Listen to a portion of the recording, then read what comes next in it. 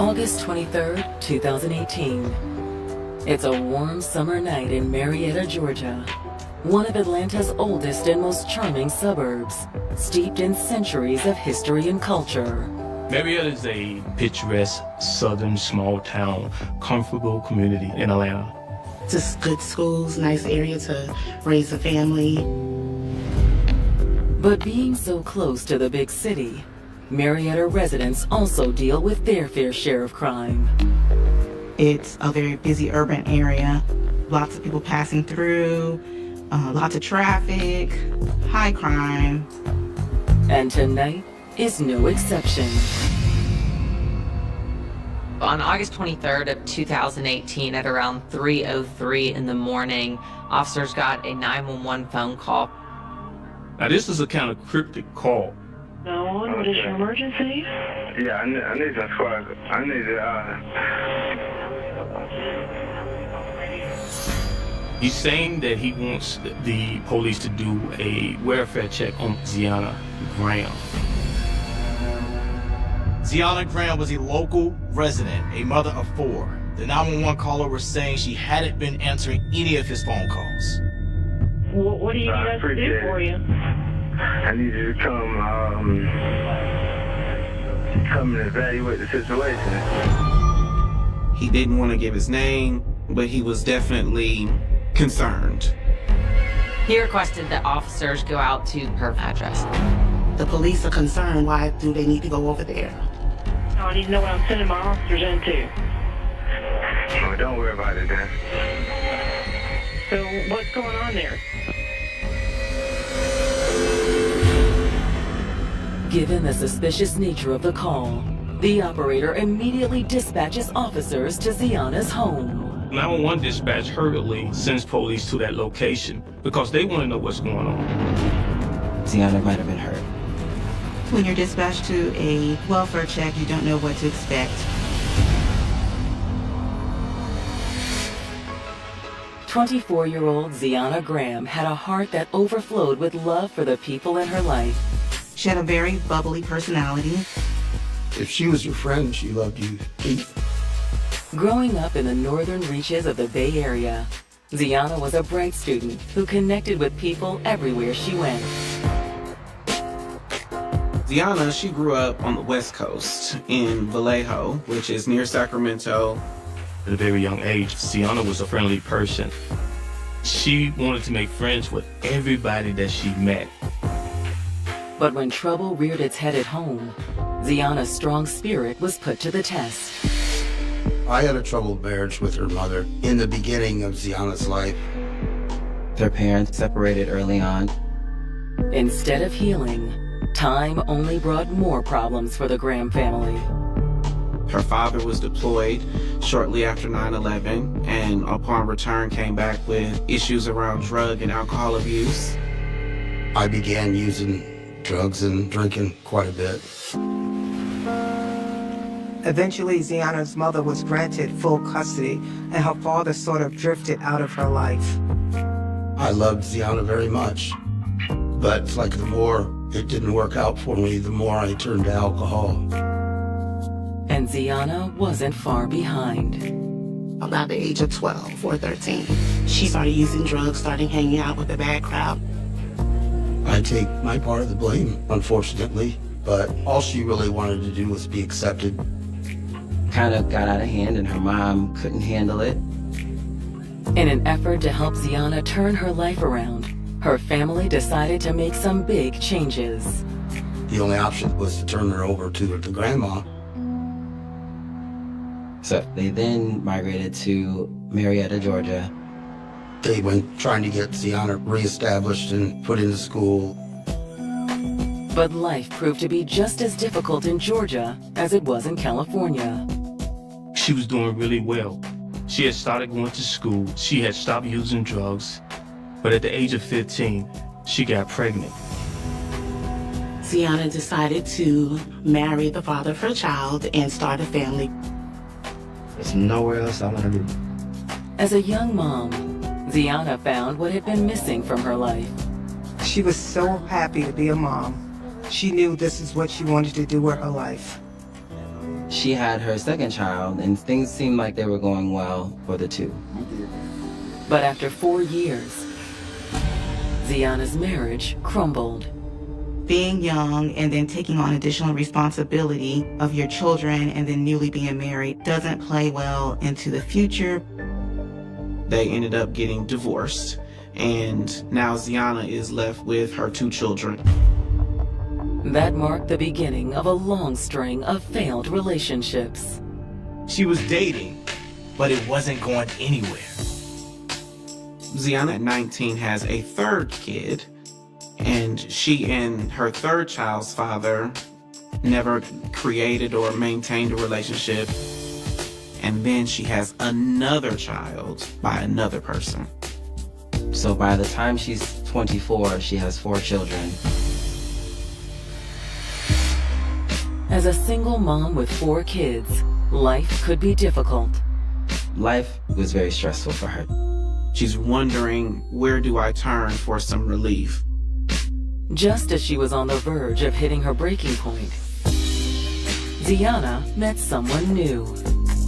In the wake of all of that, she meets Chris Scarborough. They actually met during Ziana's first day at her new job.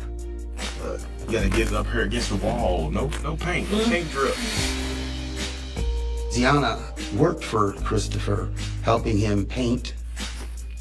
I'll be a pro in no time, thanks to you.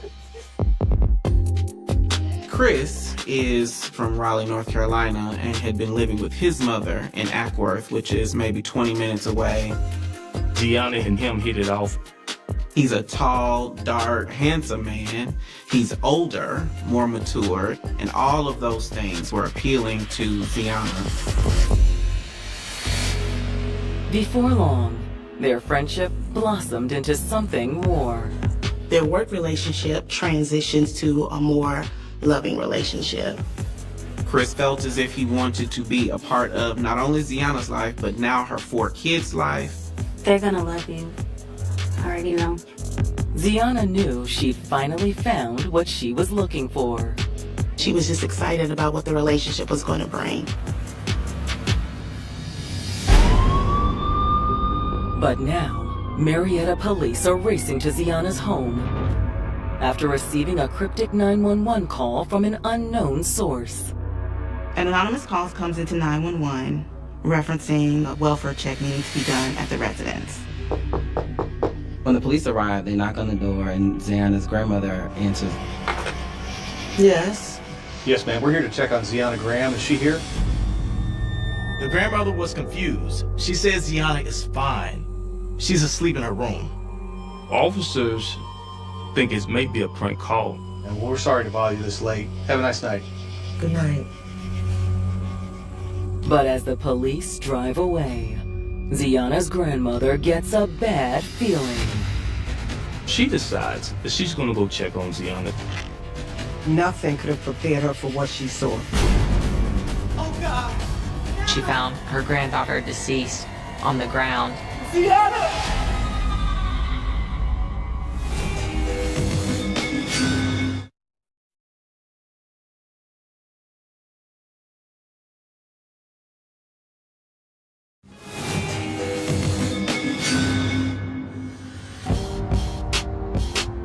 After overcoming her rocky childhood, 24-year-old Ziana Graham found purpose and joy as the mother to 4 beautiful children. She loved being a mom. That's what she cared about most. She was very passionate about her children. But that didn't mean it was easy. She's struggling to work, provide for her children. She really could use a hand in raising this family that she has created. So, when she met a kind-hearted construction worker named Christopher Scarborough, it seemed like a match made in heaven. Ziana's excited because Christopher is everything that she wanted. He was a provider, he was loving. She loved that he was secure, he was working, he had a steady job. She's ready to take care of her and her children. She was hoping that this might be the one. But now an anonymous 911 call has led Ziana's grandmother to make a horrifying discovery. Oh, God! When the police arrived, she turned them away initially because she didn't expect anything. But then that's when she went and discovered her granddaughter dead. Ziana! She then called 911 back, explaining that her granddaughter was deceased. Marietta police quickly returned to the residence, She's trying to get to the door. followed by homicide detectives. Open the door. Ziana's grandmother and her children were obviously very upset. So detectives arranged for them to be transported back to the station while they looked through the house. When you first arrive at the scene, you're going to take a look at the body. You're going to determine if there's any injuries. Ziana is laying on her back. Her hands are spread beside her body. Her neck looks like it's broken. And she has broken small red blood vessels in her eyes. It's a clear sign that Ziana's death was no accident. Petechiae in the eye is a very clear indication of strangulation. The big question was, who did this to her? Hoping for a clue to her killer, officers set out to search the home. They were going through it with a fine-tooth comb. They're looking for, are there any signs of forced entry? Are there weapons? Is there blood spatter? What in here is going to point us towards a suspect? While they don't turn up any hard evidence, the investigators are able to eliminate at least one theory. There was no signs of theft or any indication that someone wanted to break into the home. By all indications, this wasn't a random attack. This was targeted. But who would want to kill a doting mother like Ziana? Police start recalling back to this very curious anonymous tip for a welfare check. They didn't want to give any identifying information. Could the man who called 911 also be the monster who took Ziana's life? Thank you, sir. There you go. So they requested a trace on that mysterious 911 call to try to figure out who that was that called in for this welfare check. While they wait for the results, detectives head to the station to speak to Ziana's family. They want to talk to those who are in the house, including the children. But due to this traumatic experience, it may be hard to get them to say anything. Instead, they focus their attention on Ziana's grandmother. I know this is gonna be hard, but I gotta ask you a few questions. Of course. She's frantic and she's confused. She's trying to make sense of all these crazy events that just happened in her own home. Can you think of anyone that may have wanted to hurt Ziana? No, I just can't understand it. She doesn't know who could have done this to Ziana. Her granddaughter who never met a stranger, who was everyone's friend, who always was pleasant, who always was full of life. Why would anybody want to do anything to her? Was there anyone new in Ziana's life? Not that I know of. Unless you mean Christopher? She explained that she was dating a Christopher Scarborough. She told them that he was a construction worker, helped around the house, and did little small, tighter things. She felt that he was a great guy. He was nice to her, the children, and Ziana. There's probably something I should tell you. Even though grandmother thought Christopher was great, there's a concern. She revealed that Christopher had just gotten out of jail.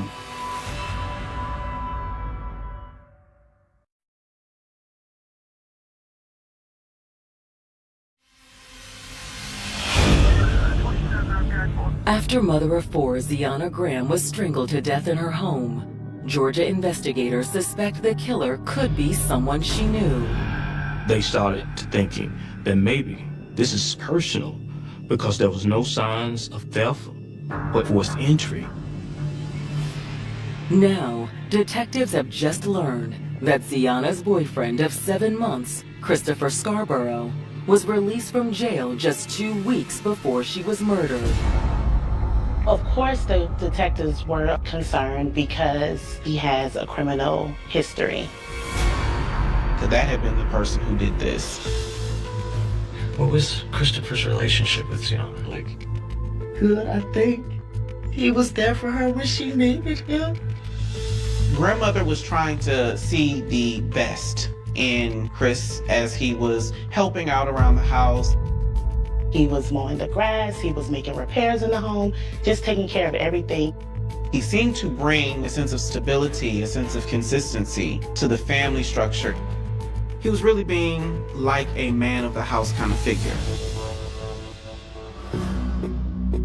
When's the last time you saw Christopher? Last night, he came by to visit Ziana for a little bit.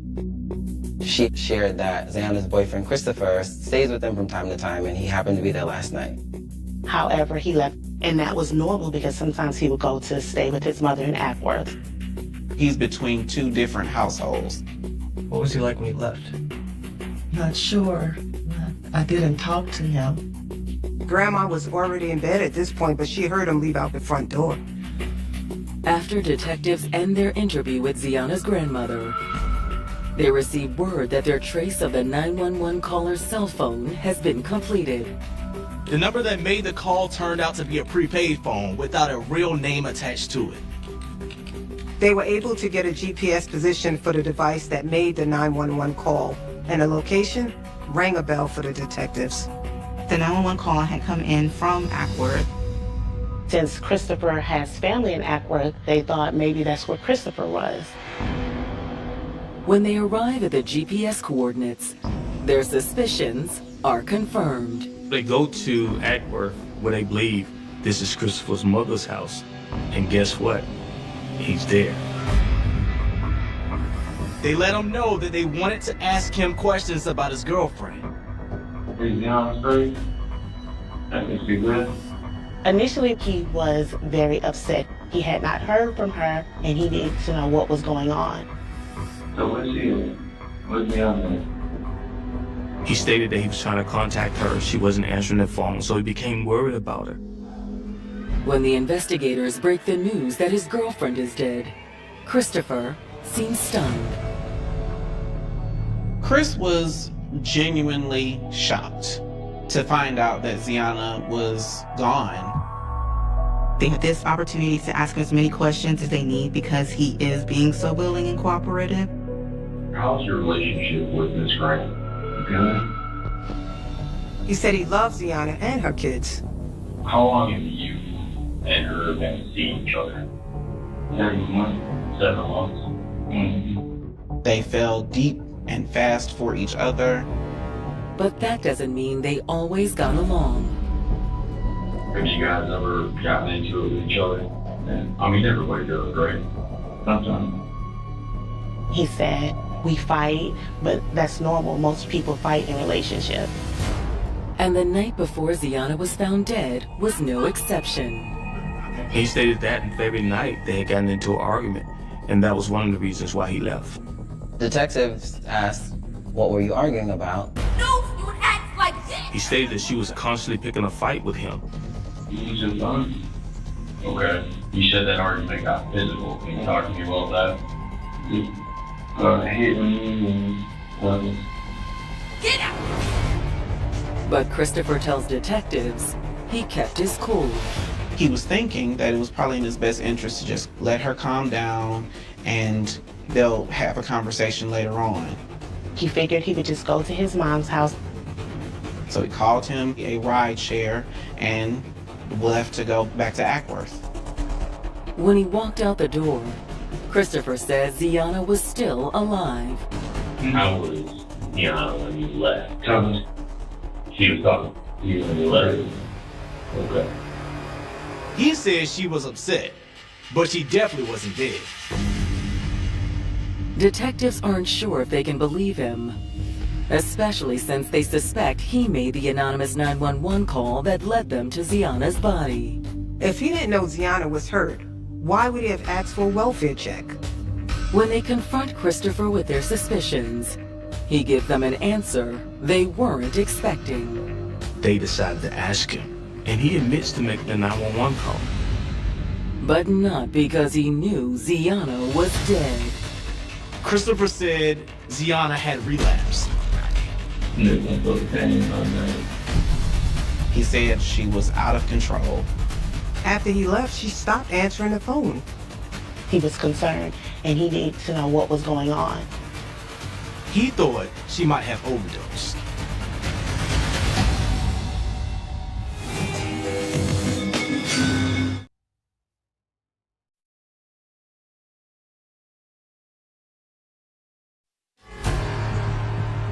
Georgia construction worker Christopher Scarborough has admitted to fighting with his girlfriend Ziana Graham just a few hours before she was found dead in her home. We was just arguing. But he insists he didn't kill her. When he left the house, he reported she was alive and well. Christopher claims there was another reason why he asked police to perform a welfare check on his girlfriend that night. According to him, Ziana had started using drugs again. He stated that she was out of her mind, going crazy.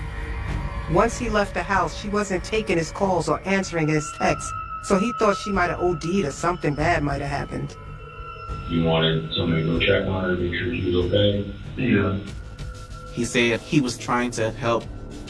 He didn't want Ziana to find out he called the police on her, so that's why he said he refused to give his name to the 911 operator. The information that Ziana had a drug problem comes as a surprise to detectives. That opened a lot of new avenues for the investigation. Was this a drug deal that went bad? Has Ziana reached out to some unknown third party while she was under the influence? The investigators are now thinking several different outcomes could have resulted in Ziana being strangled. On top of that, Christopher's story appears to check out. Chris, is your mother home? Yeah. Bob! The officers look into his alibi. Police follow up with his mom, and she does confirm that he did stay with her the night before. Thank you so much. You're welcome. Thanks. Have a good day. Let's get his phone records and subpoena the rideshare company. Right. They contact Uber, and they confirm that Christopher did leave Ziana's house that night. The investigators thought he's told us what seems to be the truth. With their sole suspect cut loose, the detectives start exploring other possibilities. They want to try to track down if there's anybody that Ziana has been buying drugs from. Maybe this was a drug deal gone bad. The detectives checked Ziana's phone records to see who she'd been in contact with. It's another dead end. Unfortunately, they don't find anything suspicious. All of the numbers seem to be the regular people, her grandmother, her friends, Christopher. There weren't any concerns for any other numbers on her phone line. Investigators next turn to Ziana's prior romantic relationships. Jealousy can be a huge motive when you're looking at any murder case, especially one as personal as this one appeared to be. They know that she was married, and they know that she has children with 3 other fathers. So investigators start to think maybe we should just follow up on these other men that are in Ziana's life, see if there was any bad blood. After obtaining contact information from Ziana's family, the detectives start making calls. They make contact with her ex-husband, who she has 2 kids with, and he states that he no longer lives in Georgia. He is very active in his children's life. They have a good relationship, co-parenting. The father of her youngest child, they co-parent very well, so he was cleared as well. One of the fathers, on the other hand, they really don't have a great relationship. He's not around. Maybe he's had something to do with this. But when the detectives speak to him, they realize it's another false lead. Turns out he has a really good alibi. He was at work, alibi confirmed, and so he obviously could not have done this. It's one more frustrating setback in an investigation that seems to be going nowhere. The fathers of her children are all accounted for. There was no evidence of a drug crime either, at least as far as the police could tell. They don't know where to go at this point. They were back to square one.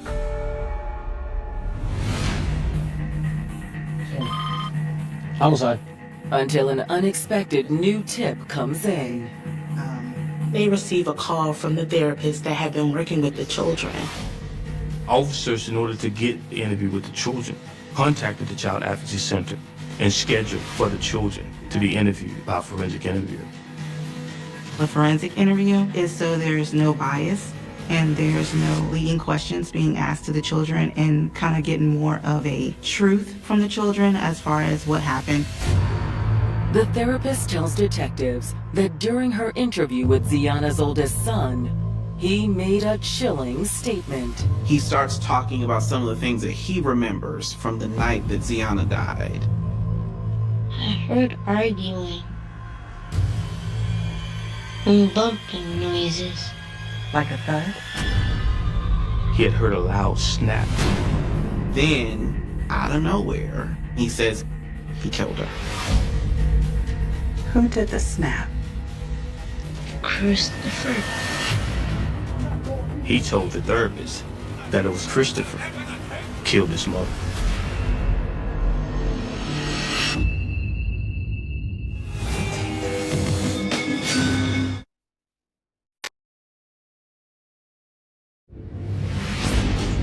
"48 hours after Ziana Graham was found dead on the floor of her Marietta, Georgia home, the police investigation into her murder had slowed to a crawl.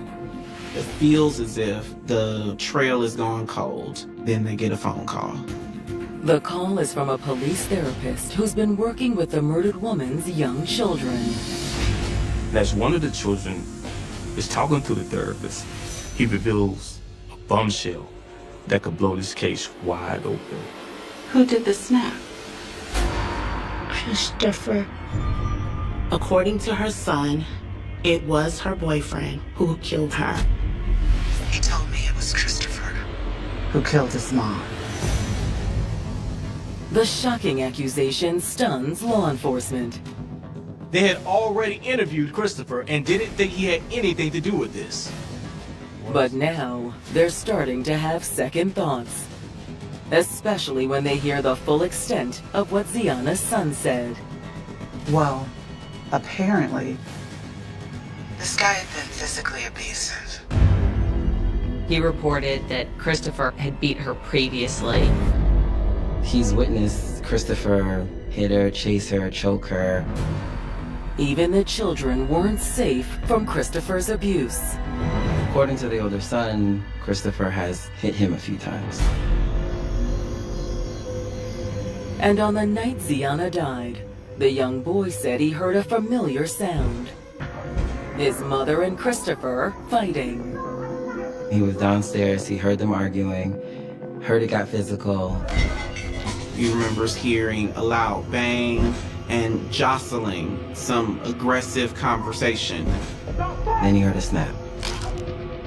And he realized that was his mom's neck breaking. He heard from upstairs when it happened. That trauma is something he's going to process and be with him for the rest of his life. It's a damning allegation from an innocent child who has no reason to lie. But is it enough to draw up murder charges? Putting a child on the stand can present many challenges when it comes to a case. Children can have trouble separating make-believe from reality, and so their testimony, it isn't always rock solid. Well, after finding out the information from Ziana's son, All right, pull everything we have on him. the detectives felt that Christopher needed to be looked at deeper. While Christopher's abuse had slipped past Ziana's grandmother, conversations with other family members revealed they had long suspected something was wrong in the couple's relationship. Ziana and her father had started to build their relationship better, so she told him something just was not right with Christopher. When I found out who he was, I knew it felt wrong. Dad had a feeling that the two of them were involved in some type of domestic violence. But Ziana struggled to see a way out. Ziana confided in her father and said, I want to get out of this relationship, but I don't know how. What's very hard for folks to, once they're in a relationship, to get out of the cycle of abuse. When detectives receive Ziana's autopsy results, they further implicate her boyfriend. It was determined that she didn't have any drugs in her system. She had been drinking, but it wasn't a large amount of alcohol. That means Christopher was lying about Ziana using cocaine. Why would he do that? Unless, of course, he was trying to lead the police down a false trail. At this point, they're definitely sure that it's him. But what had pushed Christopher past the point of no return? What set him off? Did Ziana finally tell him she was leaving him? The investigators have a whole lot of new questions that need to be answered.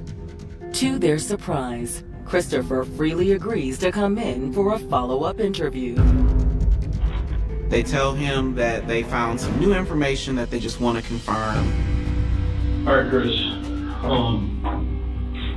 want to talk to you a little bit more about what we talked about earlier. Okay? We talked about the altercation that you and Mr. Graham had. You said that you were in the bedroom. Could you kind of go through that again with me? Christopher begins by telling the investigators the same thing he told them last time. He's still sticking to his story that they got into it, he left. Okay. When the incident got physical, do you remember how it got physical or how it started? Grab something in the face. Is that how you got the little mark on your cheek right here? No, yeah. Yeah? What did she sweat at you, you know? I was in the baby toilet.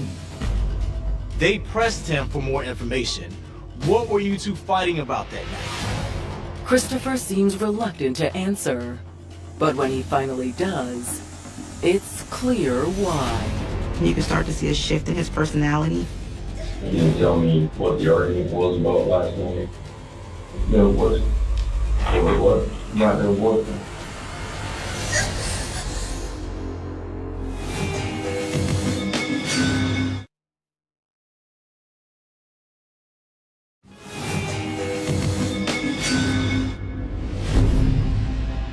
As evidence piled up against him, Christopher Scarborough continued to claim innocence in the murder of his 24-year-old girlfriend, Ziana Graham. He's sticking with his story. Yes, we were arguing, but when I left the house, she was fine. She was alive. But now he just admitted the shocking reason why he and Ziana were fighting. She had gotten an abortion without telling him. Mr. Scarborough and Ziana had started dating approximately 7 months prior to this incident. While they were together, Ziana got pregnant. Christopher was very excited about the pregnancy. It would have been his first biological child. But instead of celebrating new life, Christopher found himself mourning what could have been. Ziana told him that she had lost a baby. He soon learned that was a lie. He had gotten a Facebook message from someone very close to Ziana.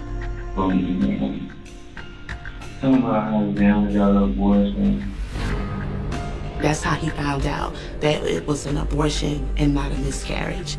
And that's what triggered him. You said that you guys got in this argument. Yeah. And then it was over the incident with her, with the abortion incident, right? Yeah. He said he may have overreacted. I can't believe you went behind my back. I didn't go behind your back. Yes, you did. I did what was best for me. He was really, really upset about this. But he insists he didn't kill Ziana until detectives start to roll out the evidence against him. They hit him with the abuse and the statement from Ziana's oldest son. They said, Christopher, we know you've done this. You need to come clean. When you left there, she wasn't talking to you. And you know that. You knew it all along. I just need to know what happened. I know that you grabbed her on the neck. I know that. Can you tell me what happened after?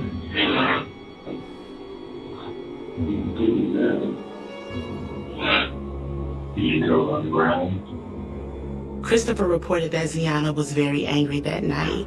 She was yelling, screaming. She hit him with a toy, and he was trying to calm her down. So the way he thought to calm her down was just to restrain her. He just grabbed you. How'd you grab her like this? That's why I didn't tell you the truth, because I knew you would act like this. She was pulling away from him, resisting him. He admitted to putting his hands around her neck. He grabbed her on the neck. Did you squeeze her hard?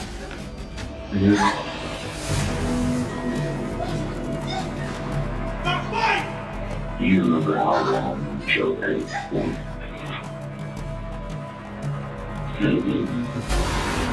Christopher began to cry, and he did admit that he strangled Ziana until he heard her neck break.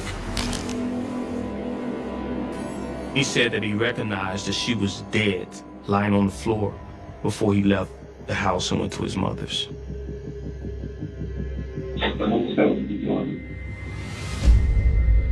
It's all the investigators need to hear.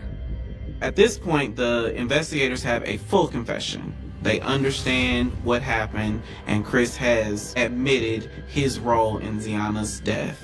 And they charge him with aggravated assault, malice murder, and cruelty to children because her 4 children were present at the home when all of this happened. Christopher is left with few options. Given all the evidence against him, given the fact that he has now confessed to his role in Ziana's death, it's starting to ring true that he will probably get whatever penalties are coming to him. He talks to his attorney and finds out, because of his lengthy criminal history, that with this additional charge, it's possible for him to go to prison for life without parole. And he doesn't want that. So he decides to cut a deal. Christopher decided to take a plea deal instead of going to trial. He pleads to malice murder and cruelty to children in the 3rd degree. He was sentenced to life with the possibility of parole. For Ziana's family, it's too little, too late. I would have rather have gone to trial. I realized that now that he confessed and turned himself in and all that, his punishment could be a little bit less. Yeah, that upsets me. Of course it would upset anybody. The good news is, because of those felonies on his record, the possibility that he'll get parole is likely none. In Georgia, he'd have to serve a minimum of 30 years before he would be eligible for parole. Ultimately, it's up to the parole board as to whether he will ever parole out. Whether or not Christopher is ever released from prison, his violent actions will never stop reverberating through the lives of Ziana Graham's children. They were in the house when it happened, and this is going to live with them for the rest of their life. Those children, they never forget, that trauma follows them throughout their lives. This was so much more than one murder. In a lot of ways, this was the destruction of an entire family. I miss her so much. It's been a lot of work, a lot of counselors, a lot of therapy. I want her to know that I'm doing the best. I'm doing the best I can with the kids, and I hope they're happy. I hope they know love. I hope they know how much their mother loved them. And she did. She loved them very much. New York City was already afraid before the killings began.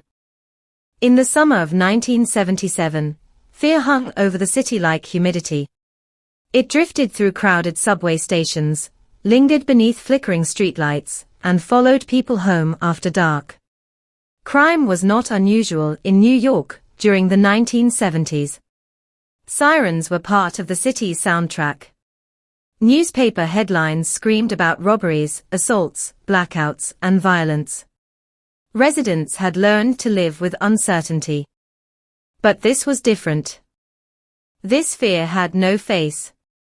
No one knew where it would appear next.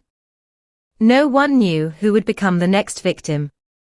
And most terrifying of all, no one knew why. Late at night, couples parked along quiet streets suddenly found themselves looking over their shoulders. Young women stopped wearing their hair the way they liked. Parents warned their children not to stay out after sunset. Taxi drivers checked their mirrors more often. Every strange shadow seemed suspicious. Every unknown car seemed threatening. Somewhere in the darkness, a man was hunting. Not for money. Not for revenge. Not because he knew his victims. He hunted strangers. And he enjoyed watching an entire city panic. The newspapers gave him a name before they knew who he was. The .44 caliber killer. A title that sounded less like a human being and more like a force of nature. A storm. A plague. A nightmare. The murders appeared random. The victims seemed connected only by terrible luck. There were no obvious motives. No personal relationships. No warnings. No demands. Just sudden violence. A parked car. A flash. Gunfire. Then silence. The city watched in horror as the body count grew. The police launched one of the largest investigations in New York history. Detectives worked endless shifts. Thousands of leads flooded in. Witness descriptions contradicted one another. Suspects emerged and disappeared. Every promising clue seemed to dissolve into nothing. The killer remained invisible. Then he did something unexpected. Something that transformed a local murder investigation into a national obsession.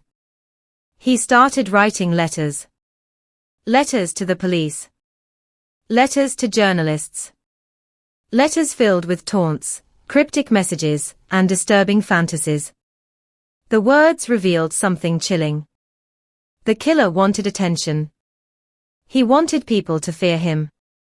He wanted the city to know he existed. And with every newspaper publication, he became more powerful. People clipped articles and discussed them at dinner tables. Radio hosts debated his identity. Television reports replayed the latest developments. The unknown gunman became a celebrity of terror. Then came the letter that introduced a name the world would never forget. Son of Sam. It sounded bizarre. Almost ridiculous. Yet within days it appeared everywhere. On television. On front pages. In conversations between strangers. The name spread faster than the investigation itself. And while millions wondered who Son of Sam was, the man behind the name walked unnoticed through ordinary neighborhoods. He bought groceries. He drove to work. He exchanged casual greetings with people who had no idea they were speaking to one of the most feared killers in America. That contradiction would later shock investigators.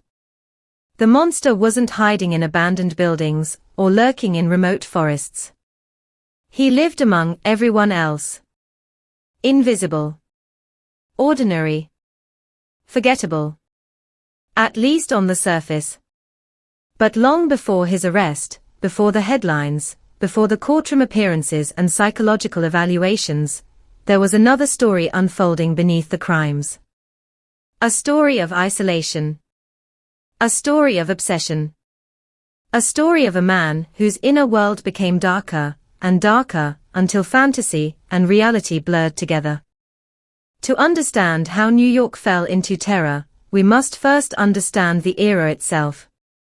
Because Son of Sam did not emerge from nowhere. He appeared during one of the most troubled periods in the city's history. The New York of the 1970s was a place unlike the city tourists know today. Entire neighborhoods struggled with poverty. Buildings stood abandoned. Graffiti covered subway cars from end to end. The city faced financial collapse. Violent crime dominated headlines. Many residents felt abandoned by institutions that seemed unable to maintain order. The atmosphere was tense. People were angry. People were exhausted. People were frightened. It was the perfect environment for panic to spread. And panic spreads quickly when it feeds on uncertainty. Imagine living in New York during those months. You wake up in the morning and unfold the newspaper. Another shooting. Another victim. Another police statement admitting they still don't know who is responsible. You leave for work. People discuss the case on the train. Co-workers speculate about suspects. Rumors spread faster than facts. Every day brings more questions than answers. At night, the fear grows stronger. Streetlights create long shadows. Passing footsteps sound louder. An unfamiliar face causes immediate suspicion. You begin noticing details you never paid attention to before. A parked car. A man standing alone. Someone watching from across the street. Ordinary moments become sources of anxiety. That was the reality for millions of New Yorkers. And the killer understood exactly what he was creating. His crimes were not simply murders. They were performances. Each attack generated headlines. Each headline generated fear. Each fearful reaction gave him satisfaction. For a predator obsessed with power, there was no greater reward than controlling the emotions of an entire city. The victims themselves never saw it coming. Most were simply enjoying ordinary evenings. Talking with friends. Sitting in parked cars. Planning futures they believed were waiting for them. Moments later, everything changed. Lives ended.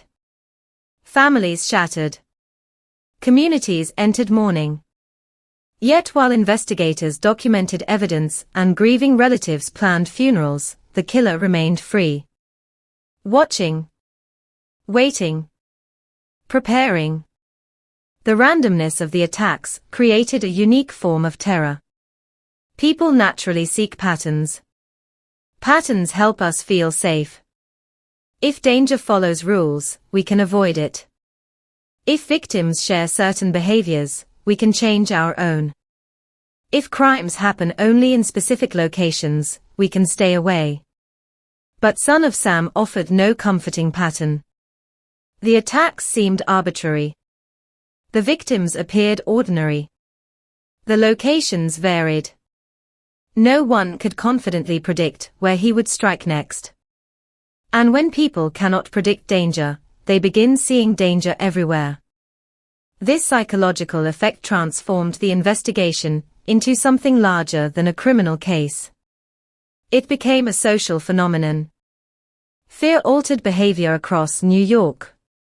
Women changed hairstyles because rumors suggested the killer targeted those with long dark hair.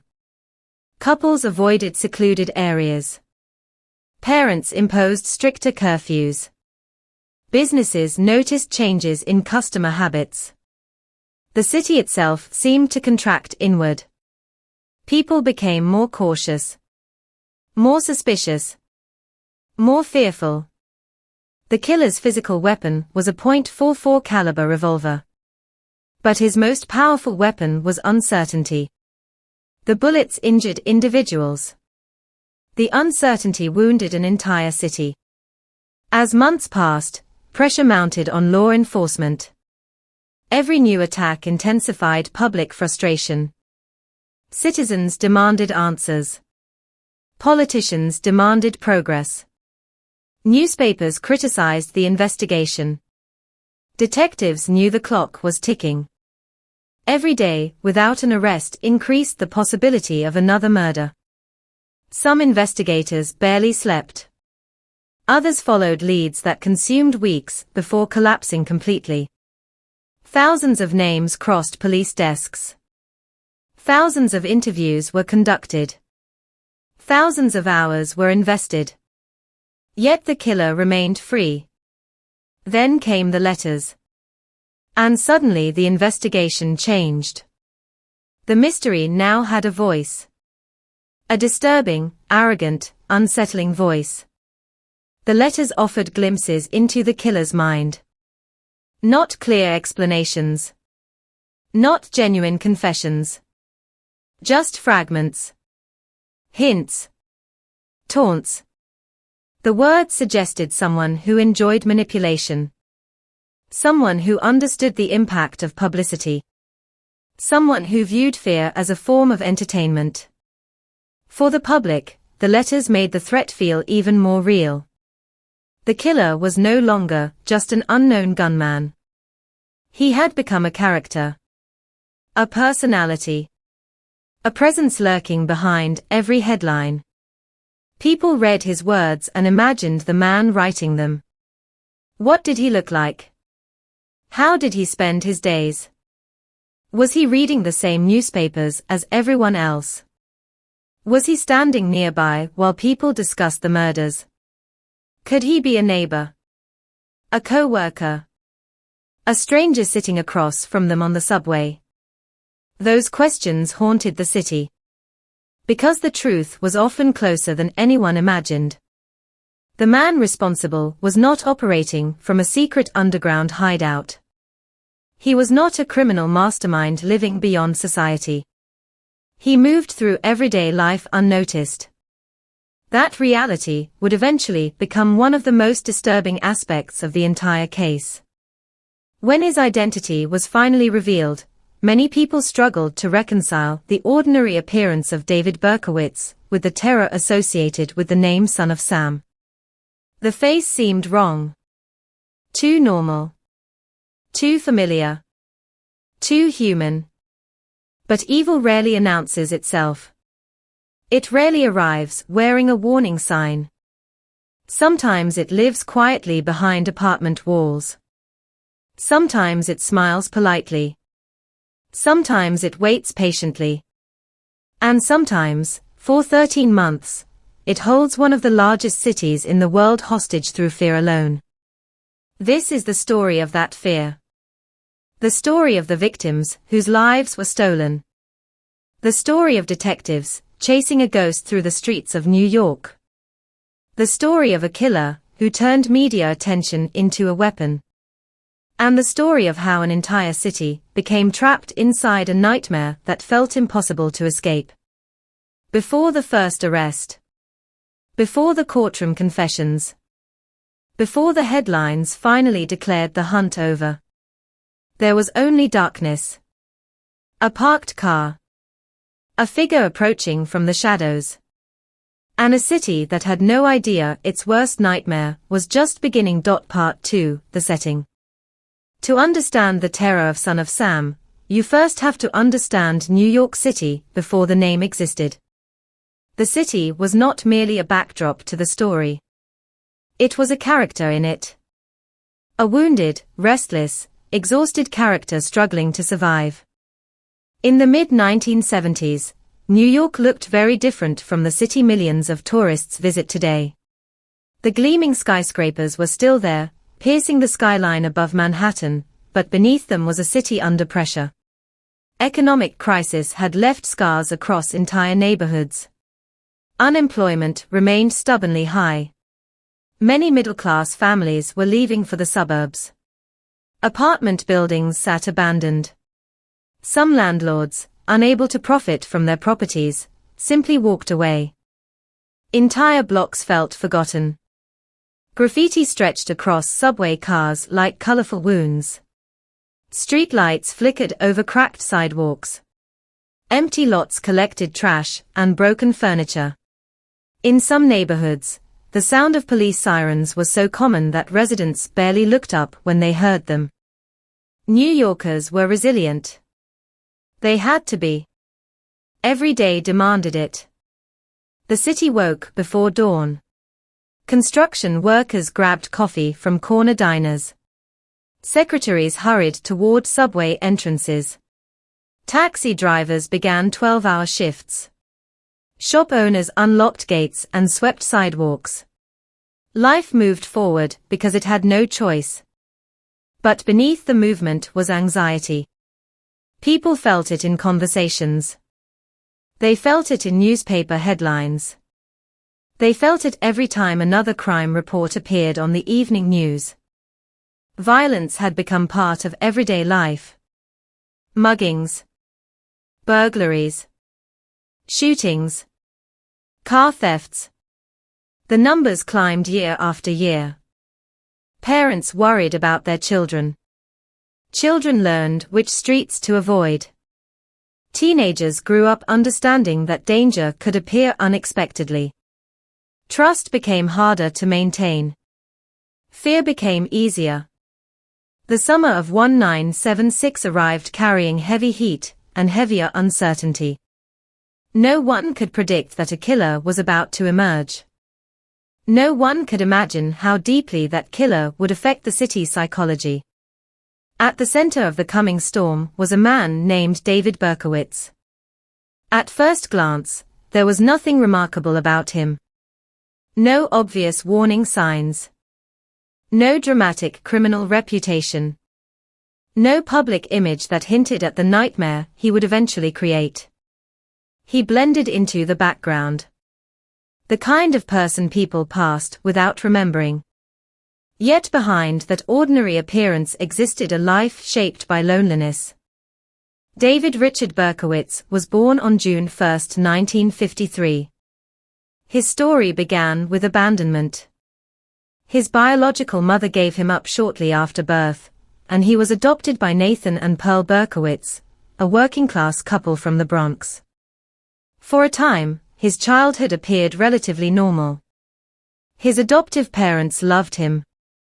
They provided stability. They gave him a home. But even as a child, David often seemed disconnected from the people around him. Neighbors later remembered a boy who struggled socially. Teachers noticed behavioral issues. Other children sometimes found him difficult to understand. He could be moody, withdrawn, angry without clear explanation. As he grew older, those feelings intensified. Adolescence brought questions about identity. Questions about belonging. Questions about why he often felt different from everyone else. The discovery that he had been adopted affected him deeply. For some adopted children, the information becomes one piece of their life story. For David, it became something larger. A wound. An obsession. A source of emotional instability. He searched for meaning in his origins. He searched for explanations for feelings he could not articulate. And when those explanations failed to appear, resentment slowly grew. His mother, Pearl, died when he was still young. The loss devastated him. Friends later described a noticeable change afterward. The grief settled inside him and never seemed to leave. Years passed. He joined the army. Military service offered structure and routine. For a while, it appeared to provide direction. But when his service ended and he returned to civilian life, the same feelings resurfaced. Isolation. Frustration. Alienation. He drifted through ordinary existence. Jobs came and went. Relationships never flourished. Social connections remained limited. People who encountered him often described him as quiet, awkward, forgettable. Yet beneath that exterior, something darker was taking shape. While Berkowitz struggled with his personal demons, New York continued evolving around him. The city never truly slept. Even after midnight, traffic flowed through Manhattan streets. Neon signs illuminated storefronts. Music spilled from bars and clubs. Young couples searched for privacy in parked cars. Friends gathered in neighborhoods across the boroughs. Life continued. People celebrated birthdays, planned weddings, started careers, fell in love. The future felt wide open. That optimism existed despite the city's hardships, especially among young people. Many of the future victims belonged to that generation. They were ordinary individuals building ordinary lives. They had dreams, families, friends, plans for tomorrow.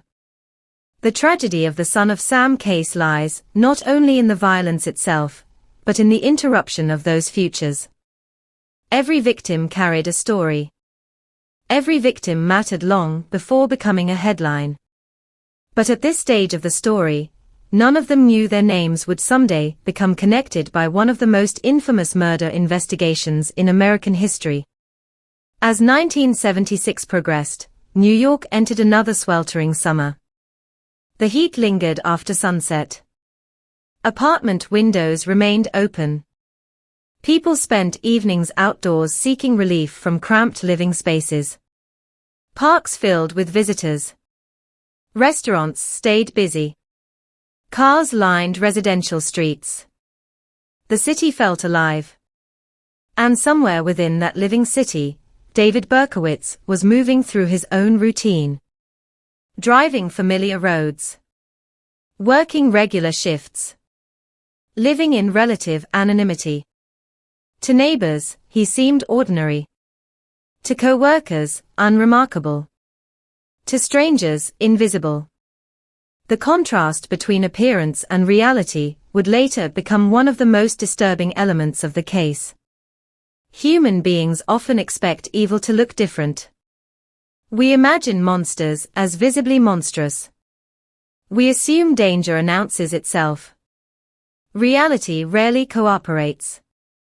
The most frightening predators often appear normal. That normality becomes camouflage. And Berkowitz wore that camouflage well. As historians and criminologists later examined his life, they searched for turning points. Moments when intervention might have changed the outcome. Moments when warning signs might have been recognized. The answers remain frustratingly unclear. There was no single event that transformed him overnight. No dramatic catalyst. Instead, there appears to have been a gradual accumulation of psychological distress. Loneliness layered upon resentment. Resentment layered upon fantasy. Fantasy layered upon obsession. Over time, the boundaries separating reality from imagination began to weaken. Inside his mind, narratives developed. Stories that helped explain his anger. Stories that justified his impulses. Stories that eventually became intertwined with violence. Yet none of this was visible to the city around him. New York remained focused on its own challenges. Political debates dominated headlines. Economic concerns occupied public attention. Crime statistics worried residents. No one was searching for an unknown serial killer. Because no serial killer had announced himself yet. That would change on a warm July night. But before that night arrived, there existed a brief period when all possibilities remained open. The victims were alive. The families were intact. The city was troubled but unaware. Looking backward from history, those moments feel almost haunting.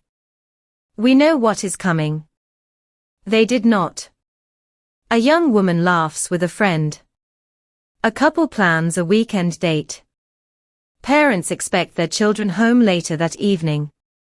Neighbors sit on apartment stoops discussing ordinary concerns. Life unfolds normally. The future appears predictable. Safe enough. Then violence enters without warning. That is the true horror of cases like this. Not merely death, but interruption. The sudden destruction of ordinary life. The transformation of everyday moments into final moments. As summer deepened, New York continued breathing beneath the weight of heat and uncertainty. Subway trains rattled through tunnels. Taxi horns echoed between buildings. Music drifted from open windows. The city moved with its familiar rhythm. No one knew that within weeks newspaper headlines would begin chronicling a new nightmare. No one knew detectives would soon find themselves chasing a phantom across borough lines. No one knew the words, "Son of Sam," would eventually become part of criminal history. For now, there was only the city. A city wounded but functioning. A city frightened by crime, but not yet terrified. A city filled with millions of individual stories moving toward an unknown future. And among those millions walked a man carrying secrets no one could see. A man whose name meant nothing.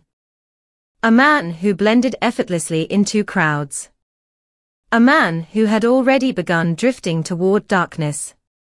The streets of New York stretched before him. The summer nights grew longer. The city remained unaware.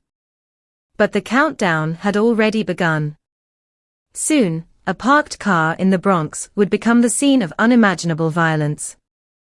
Soon, detectives would encounter a mystery unlike any they had faced before.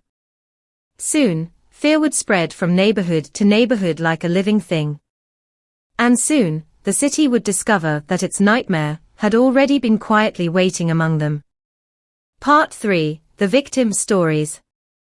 Long before the newspapers printed the words "Son of Sam," before detectives assembled task forces, and before fear spread through every borough of New York City, there were simply young people living ordinary lives. They were daughters, sons, friends, students, dreamers, people whose futures stretched ahead of them with all the uncertainty and excitement that youth naturally brings. The tragedy of the Son of Sam murders is often told through the actions of the killer. The headlines focus on the investigation, the letters, the manhunt, and the arrest. But hidden behind those dramatic events are the people who paid the highest price. To understand the true weight of this case, we must begin with them. Because every victim had a story before becoming a victim. Every life mattered before becoming evidence. Every name represented an entire world. One of those worlds belonged to an 18-year-old girl named Donna Lauria. In the summer of 1976, Donna stood at the beginning of adulthood. Friends described her as warm, energetic, and full of plans. Like many young women her age, she was balancing dreams with reality. She laughed easily. She enjoyed spending time with friends. She imagined a future that seemed limitless. Nothing about her life suggested that history would remember her name. She wasn't famous. She wasn't wealthy. She wasn't involved in anything dangerous. She was simply a young woman trying to enjoy her youth. On the evening of July 29, 1976, Donna spent time with her friend, Jody Valenti. The two young women had no reason to believe the night would be different from countless others. The Bronx air remained warm even after sunset. Streetlights cast pale pools of yellow across quiet residential roads. Cars lined curbs. Apartment windows glowed softly. Televisions flickered behind curtains. Families settled into their evening routines. The city seemed calm. Safe enough. Donna and Jody eventually sat together inside a parked car. They talked. Laughed. Shared the kinds of conversations that seem ordinary at the time, but become priceless in hindsight. Perhaps they discussed future plans. Perhaps they talked about work, friends, or relationships. No one can know exactly what was said during those final moments. What we do know is that nothing suggested danger was approaching. Then a stranger appeared. Within seconds, everything changed. A man approached the vehicle. A paper bag concealed something in his hand. Before the young women could fully process what was happening, gunfire shattered the quiet night. The attack was sudden, brutal, without warning. Donna Lauria was struck and killed. Jody Valenti suffered severe injuries but survived. One young life ended. Another would carry the memory forever. Inside Donna's family home, the news arrived like a nightmare. There is a unique cruelty in sudden violence. Families do not receive preparation. There is no gradual adjustment. One moment a loved one exists in the world. The next moment they do not. Parents who had expected to see their daughter again were instead confronted with unimaginable grief. Friends struggled to comprehend what had happened. The future they had imagined with Donna disappeared overnight. Investigators initially viewed the shooting as a terrible crime, but not necessarily the beginning of a serial murder case. At that moment, no one knew the attack represented the first chapter of something far larger. The city mourned one victim. Soon it would mourn many more. Months passed. The killer remained free. And somewhere else in New York, another young life was moving toward a fate no one could predict. 20-year-old Carl Denaro had plans of his own. Friends knew him as outgoing and sociable. Like many young men in New York, he enjoyed spending evenings with friends and exploring the city. He was building a future one day at a time. On a night in October 1976, Carl and a friend were sitting in a parked car in Queens. The setting felt familiar, comfortable, ordinary. The kind of scene repeated thousands of times across the city every evening. Yet hidden somewhere nearby was the same predator responsible for Donna Lauria's death. Again, there was no warning. No confrontation. No argument. Just sudden violence. Gunfire erupted. Carl survived, but serious injuries altered his life forever. The attack left physical wounds, but the psychological scars would prove equally significant. Survivors of violent crime often describe a permanent shift in how they view the world. Places that once felt safe become threatening. Normal routines become sources of anxiety. Trust becomes more difficult. For Carl and other survivors, healing involved far more than recovering from physical injuries. Meanwhile, detectives noticed troubling similarities between the shootings. The same weapon appeared connected to multiple attacks. The possibility of a serial offender emerged. Yet the pattern remained incomplete. The killer continued moving through the city unseen. The next victims would further deepen the mystery. On November 27, 1976, two teenagers, Donna DeMasi and Joanne Lomino, spent an evening together. They were young, full of energy, enjoying a typical night. Nothing extraordinary. Nothing unusual. Just two friends, sharing time together. As they walked home through their neighborhood, danger appeared once again without warning. Shots rang out. Both young women collapsed. Miraculously, neither died. But survival did not mean escape from tragedy. Joanne Lomino suffered catastrophic injuries. The attack left her paralyzed. In an instant, a teenage girl lost the future she had expected. The life she imagined vanished. The dreams that once felt inevitable suddenly became uncertain. Years later, her story would remain one of the most heartbreaking consequences of the Son of Sam crimes. Because murder statistics can sometimes obscure reality. Numbers do not capture suffering. Numbers do not explain rehabilitation. Numbers do not describe families adapting to permanent disability. The survivors carried consequences long after the headlines faded. As investigators searched for answers, another young couple unknowingly entered the killer's path. On January 30, 1977, 26-year-old Christine Freund and her fiancé, John Deal, sat together in a parked vehicle.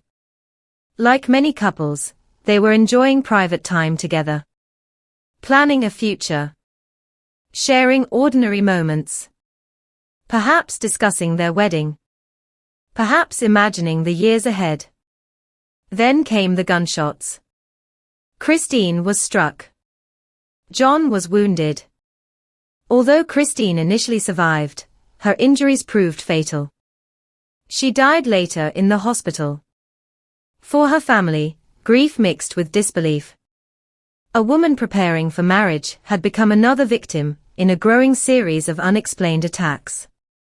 The killer had stolen not only a life, but an entire future. A wedding that would never occur. Children who would never be born. Memories that would never be created. This is one of the hidden tragedies of homicide. The loss extends beyond the victim. Entire futures disappear. Entire family trees change direction. Entire communities lose something irreplaceable. By early 1977, fear had begun spreading throughout New York. Yet life continued. People still fell in love. Still met friends. Still parked their cars beneath city lights. And among those ordinary people were Virginia Voskerichen and later Stacy Moskowitz. Virginia was a young woman with ambitions and independence. On March 8, 1977, she walked home through Queens carrying textbooks. The future occupied her thoughts. Not danger. Not death. Just the normal concerns of a young person moving through daily life. The attack came suddenly. Witnesses later described a terrifyingly brief encounter. Virginia had no meaningful opportunity to defend herself. Her death reinforced an unsettling truth. The killer's victim selection seemed increasingly unpredictable. No one could confidently explain who might be targeted next. That uncertainty fueled public panic. Then came Stacy Moskowitz, the final murder victim. The name that would become forever connected to the end of the son of Sam Reign of Terror. Stacy was 20 years old. Bright. Popular. Loved by family and friends. Those who knew her remembered a young woman filled with life. The type of person who made others feel comfortable. The type of person whose presence improved a room. On July 31, 1977, she spent the evening with her boyfriend, Robert Violanta. Like countless young couples before them, they sought privacy inside a parked car. The summer air felt heavy. The city seemed peaceful. There was no indication that this ordinary date would become a historical tragedy. Then the gunman appeared. Shots shattered the night. Stacy suffered fatal injuries. Robert survived but endured devastating damage to his eyesight. One young woman lost her life. One young man lost part of his future. Two families entered a nightmare. For investigators, the attack marked a crucial turning point. For loved ones, it marked the worst day of their lives. And that distinction matters. True crime history often focuses on investigations, because investigations provide answers. But the victims experienced something entirely different. They experienced loss. Shock. Trauma. The permanent absence of someone they loved. Behind every newspaper headline stood grieving parents identifying bodies. Friends attending funerals. Siblings struggling to comprehend reality. Empty chairs at family gatherings. Birthdays celebrated without the people who should have been present. Years passed. Decades passed. Yet many families never fully escaped the shadow cast by those murders. Because grief does not follow a schedule. It does not conclude when a trial ends. It does not disappear when a killer is imprisoned. It simply changes shape. The Son of Sam case would eventually become famous because of the killer. But history should remember the victims first. Donna Lauria, Christine Freund, Virginia Voskerichen, Stacy Moskowitz, and the survivors whose lives changed forever. They were not characters in someone else's story. They were the story. Young people with hopes, fears, and futures. People who woke up expecting ordinary days. People who never imagined their names would become part of criminal history. As New York's fear continued growing and detectives struggled to identify the mysterious gunman, the city remained focused on a single question. Who was responsible? But another question was equally important. How many more lives would be destroyed before the answer arrived? The investigation was about to intensify. The public panic was about to deepen. And somewhere in New York, the man responsible was already preparing for what came next. Part 4: The Incidents. The first shot did not just kill a young woman. It awakened a nightmare. On the night of July 29, 1976, New York City was moving through another ordinary summer evening. The air over the Bronx remained warm long after sunset. Apartment windows were open. Radios played softly in living rooms. Cars rolled through neighborhood streets beneath the glow of streetlights. Nothing seemed unusual. Nothing suggested history was about to change. At approximately 1 o'clock in the morning, 18-year-old Donna Lauria and her friend Jody Valenti returned to their neighborhood after spending time together. The two young women sat inside a parked Oldsmobile outside Donna's home on Hutchinson River Parkway. It was the kind of moment that happens every day. Two friends talking before saying goodnight. Neither woman knew they were being watched. Neither woman knew a stranger was approaching through the darkness. The street appeared quiet. Peaceful. Safe. Then a figure emerged. A stocky young man walked toward the vehicle. In his hand was a paper bag. There was no argument. No warning. No confrontation. The man simply stepped closer, reached into the bag, and drew a revolver. The first gunshots shattered the silence. Glass exploded. Metal echoed.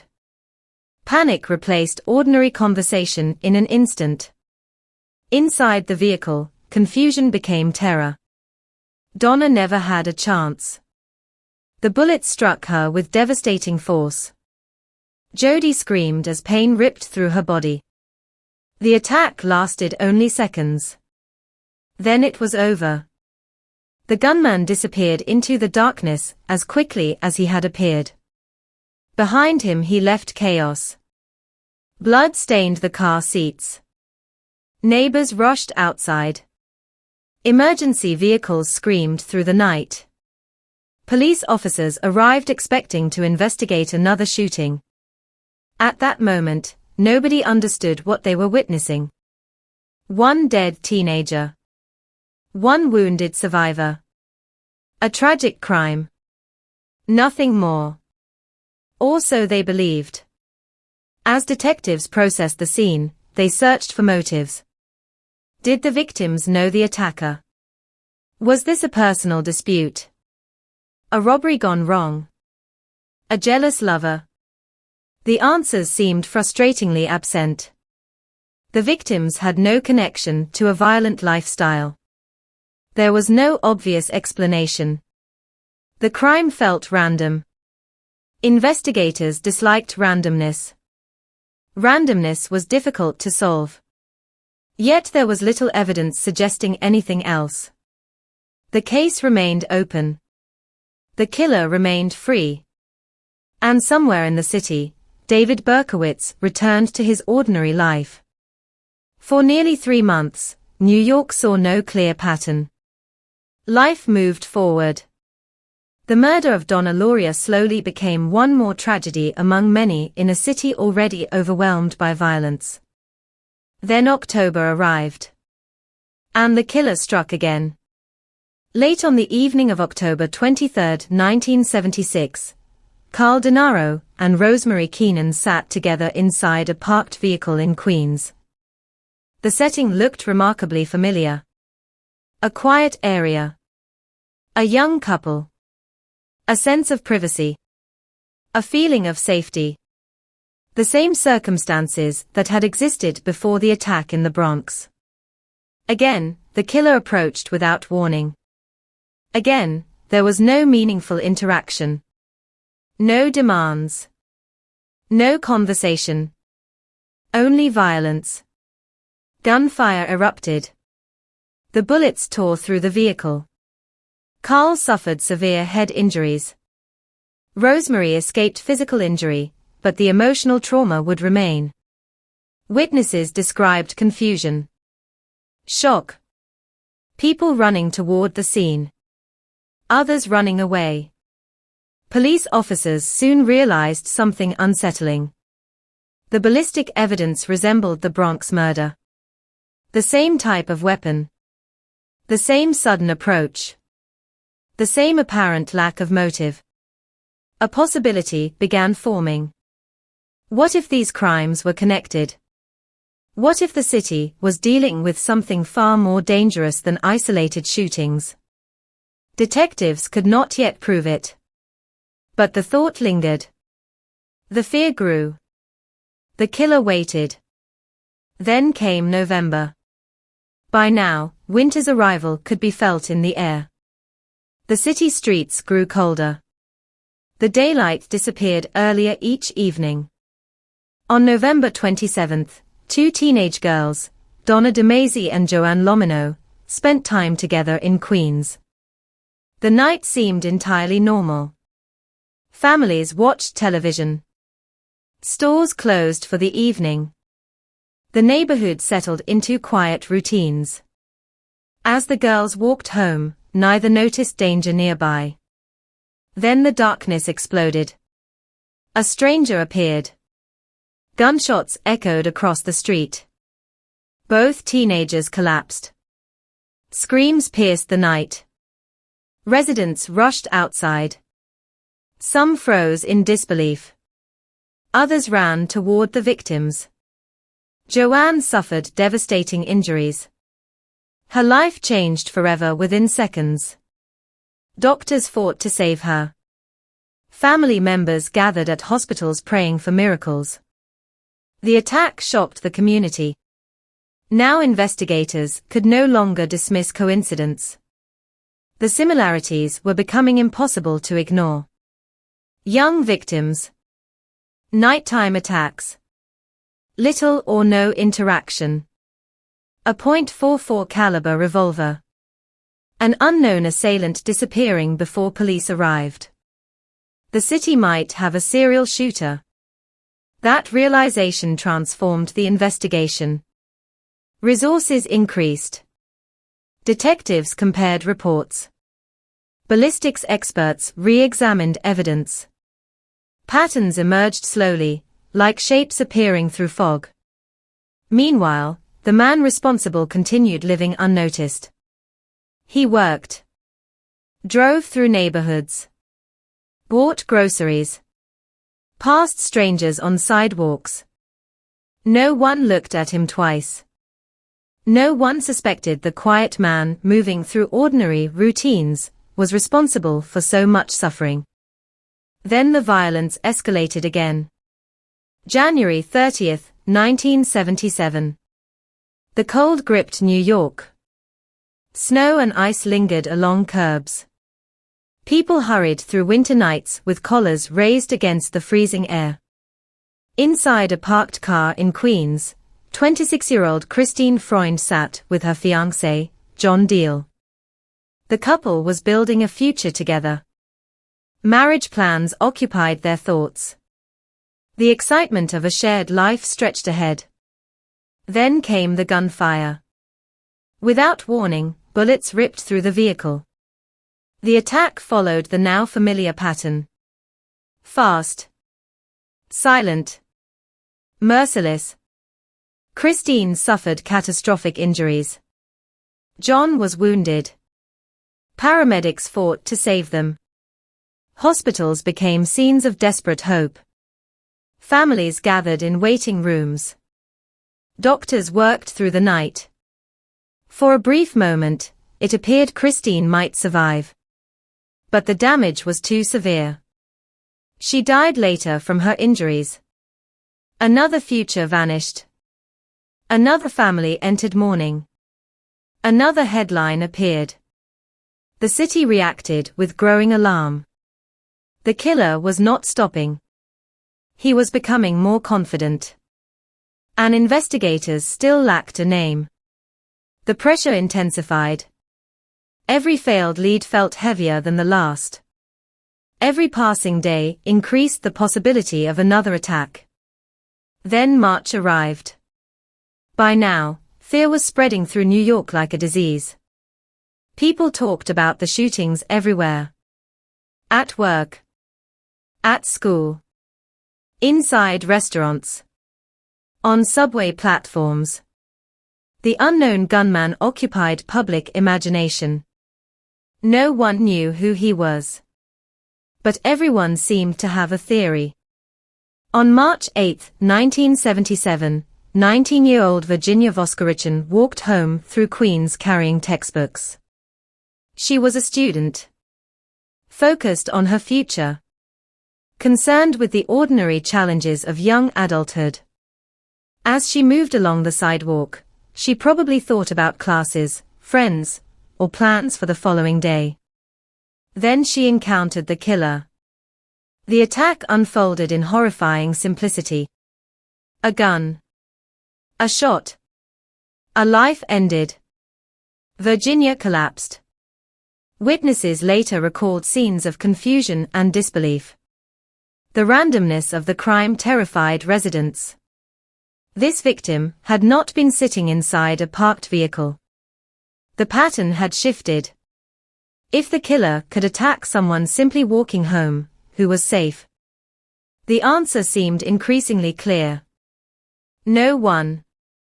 The city entered a state approaching panic. Women altered hairstyles, because rumors suggested the shooter preferred victims with long dark hair. Parents imposed curfews. Couples avoided isolated locations. People watched strangers more carefully. The fear became part of daily life. And then the killer decided he wanted something more. Attention. Recognition. Control. That desire would soon transform the investigation forever. The letters began appearing. The messages taunted authorities. Mocked investigators. Demanded publicity. The unknown shooter was no longer content with murder alone. He wanted an audience. He wanted New York to know his name. Or at least the name he had created for himself. Son of Sam. The words exploded across newspaper front pages. Suddenly the case became larger than a murder investigation. It became a media sensation. The killer had given the public a character to fear. And fear multiplied. But while reporters analyzed letters and detectives chased clues, the violence continued. The final attack occurred on July 31, 1977. The summer heat had returned. The city baked beneath another humid New York evening. 20-year-old Stacy Moskowitz and her boyfriend Robert Violante sat together in a parked vehicle in Brooklyn. Like so many victims before them, they believed they were alone.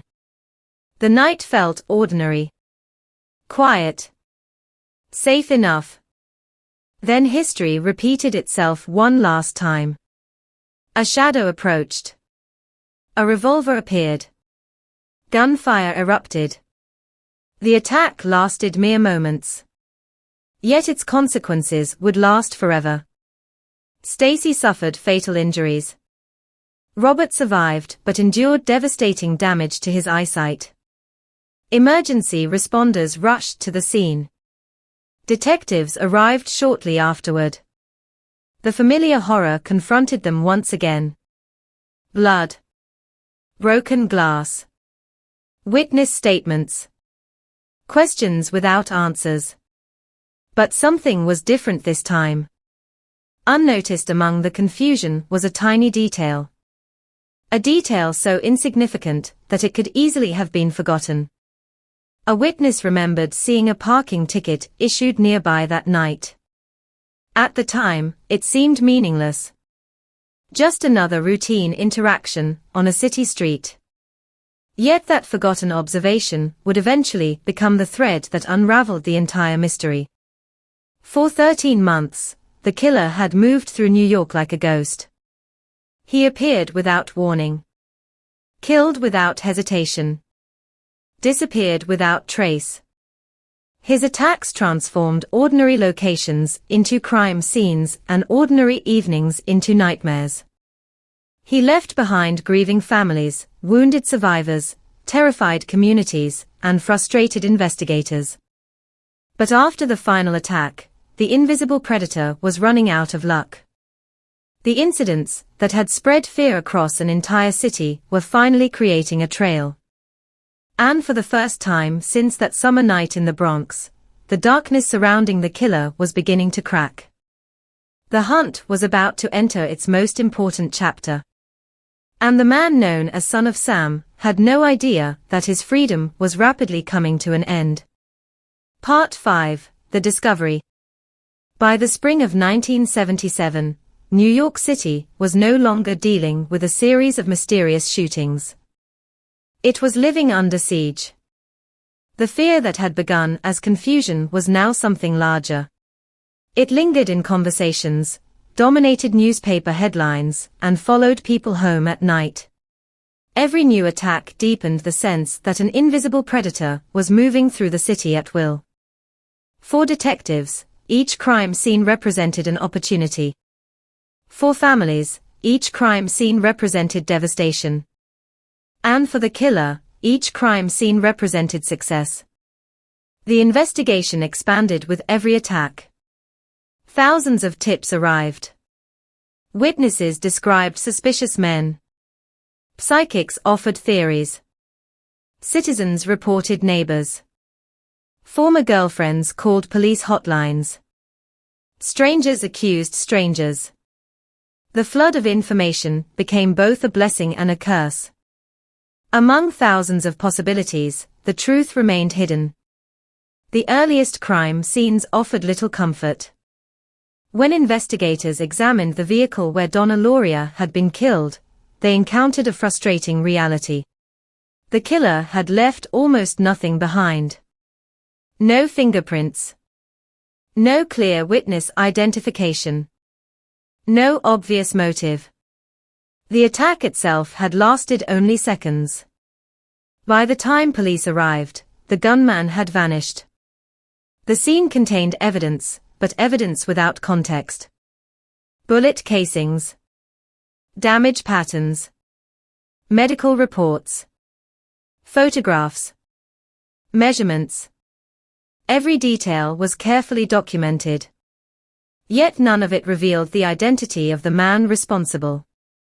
Detectives reconstructed the attack repeatedly. They studied the position of the vehicle, the angle of the shots, the probable movement of the gunman, the escape routes available from the location.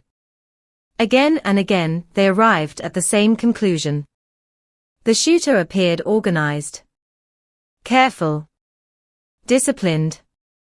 He approached quickly, fired efficiently, left immediately. There was no sign of panic. No indication of hesitation. The crime felt practiced. As additional attacks occurred, investigators began comparing every available piece of evidence. Crime scene photographs covered walls. Maps displayed attack locations. Ballistic reports accumulated in growing stacks. Patterns slowly emerged. The same .44 caliber revolver connected multiple shootings. The same preference for nighttime attacks appeared repeatedly. The same rapid escape followed each incident. Some detectives believed they were dealing with a highly intelligent offender. Others disagreed. They argued that luck played a major role. The killer was making mistakes. The problem was that nobody had identified them yet. The city demanded answers.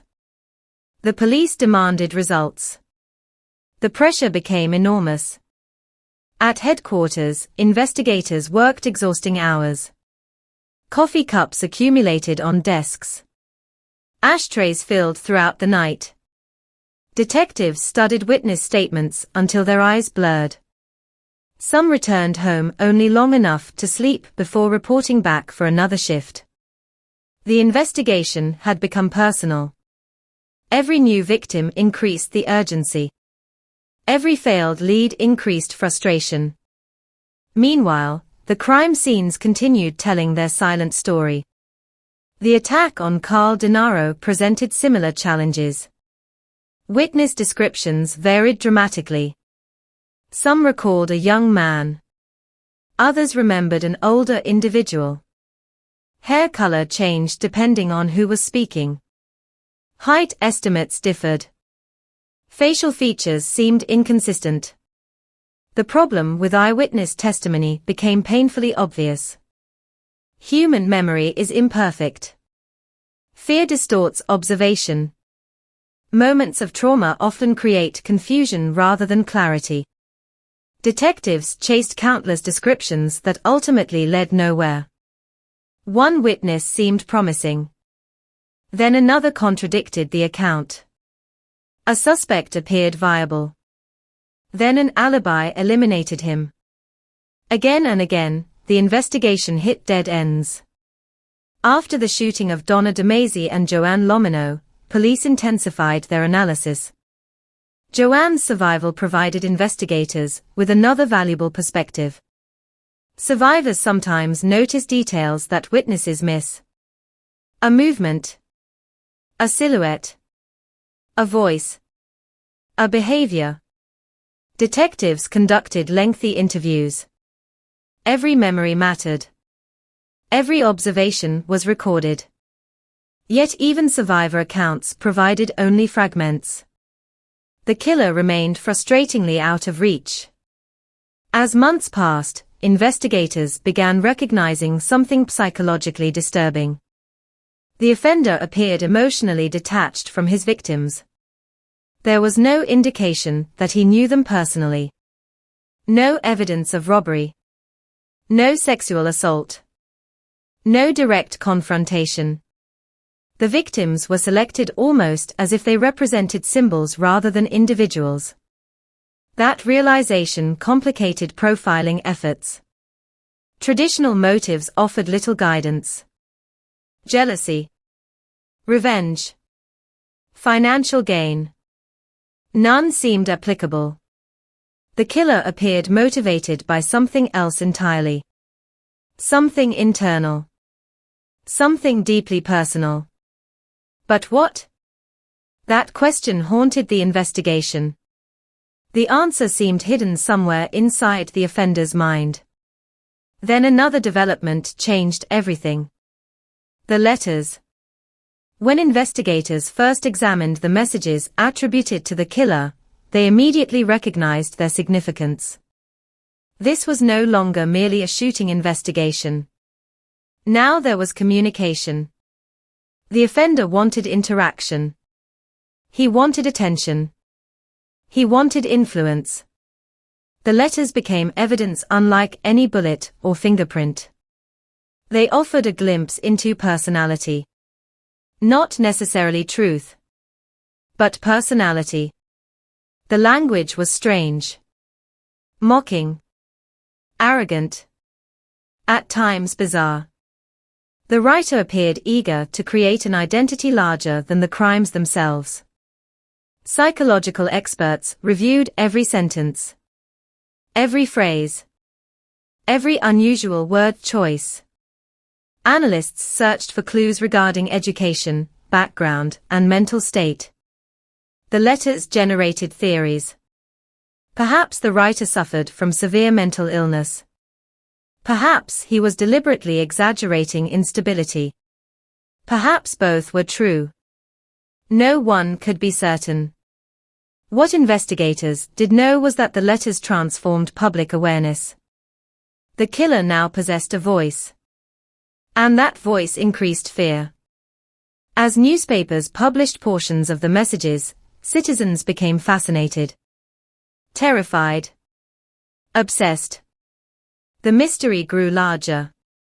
The crime scenes became more than locations. They became chapters in an unfolding narrative. The city watched anxiously for what might happen next. Inside police headquarters, maps expanded. Colored pins marked attack sites.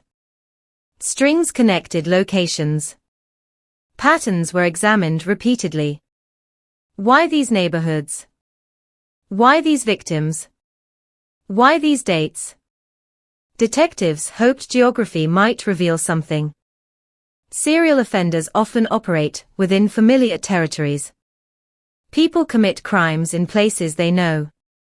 Could the locations reveal where the killer lived? Where he worked? Where he felt comfortable? The theory seemed promising. Yet New York was enormous. The possible search area remained vast. Every answer created new questions. Then came the murder of Virginia Voskorichin. The crime scene immediately disturbed investigators. The attack differed slightly from previous incidents. Virginia had been walking alone.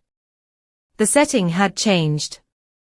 The killer appeared more confident, more adaptable, potentially more dangerous. If victim selection was expanding, predicting future attacks became even harder. The city felt increasingly vulnerable. For many residents, fear became routine. Women altered hairstyles. Couples changed habits. Parents worried constantly. Ordinary behaviors were adjusted to accommodate an invisible threat. The psychological impact extended far beyond the direct victims. The entire city was becoming a secondary crime scene. Then came July 31, 1977. The final attack. At the time, nobody knew it would be the last. Detectives responded to the shooting of Stacy Moskowitz and Robert Violante with familiar dread. Another couple. Another parked vehicle. Another eruption of violence.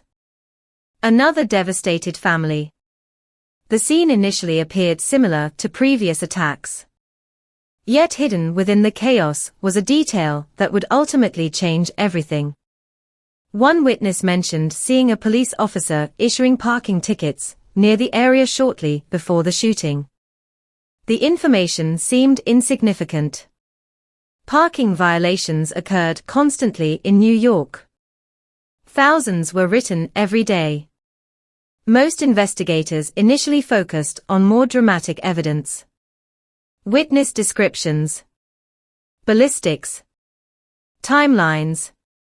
The parking ticket seemed trivial by comparison. Yet major investigations are often solved through small details rather than dramatic revelations. One detective later reviewed the information carefully. The observation refused to disappear. If a parking enforcement officer had written tickets near the scene shortly before the attack, perhaps records existed. Perhaps those records documented vehicles present in the area. Perhaps one of those vehicles belonged to the killer. The idea sounded almost absurd.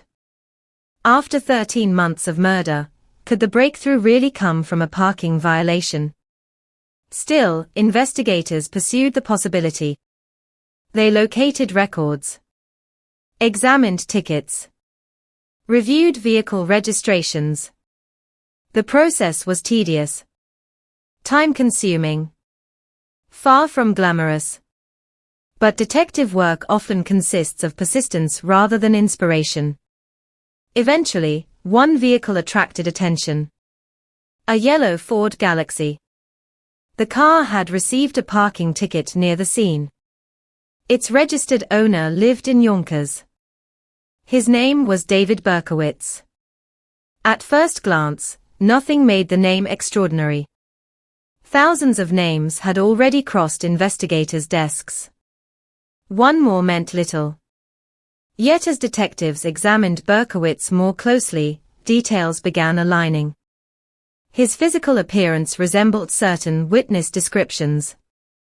His residence fit geographic patterns. His age matched investigative expectations. The possibility emerged cautiously, then grew stronger. Surveillance began. Investigators watched, waited, observed.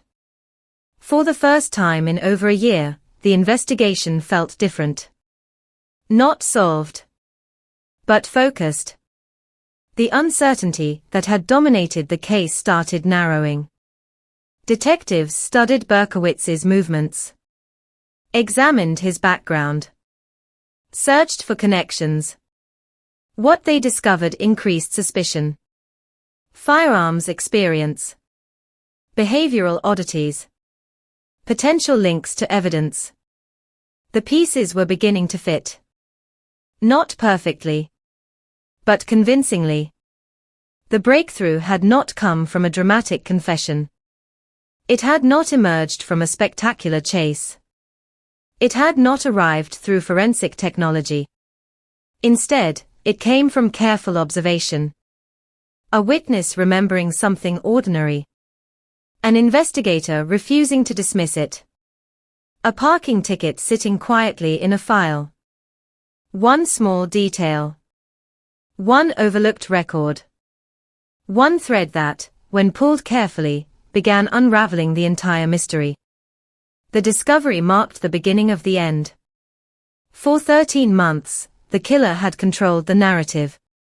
He chose when to strike. He chose where to strike. He chose how the city reacted. Now, for the first time, investigators were taking control back. The ghost haunting New York was becoming a man. The mystery was becoming an identity. The legend known as Son of Sam was beginning to collapse under the weight of reality.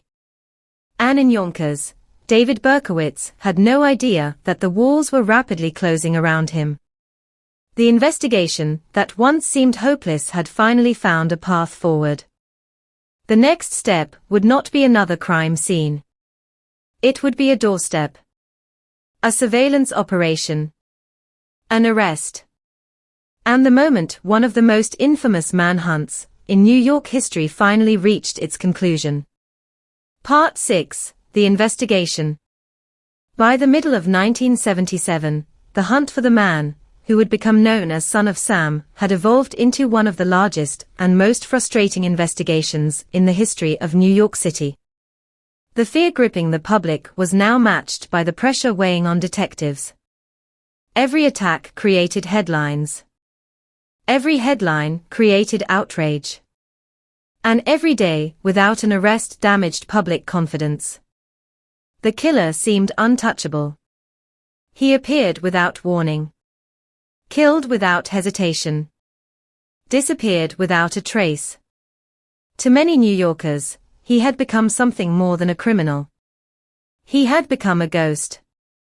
The challenge facing investigators was enormous. New York City was home to millions of people. Thousands matched portions of witness descriptions. Hundreds owned firearms. Dozens appeared suspicious enough to warrant investigation. Some leads seemed promising. Others sounded absurd. Yet every possibility had to be examined.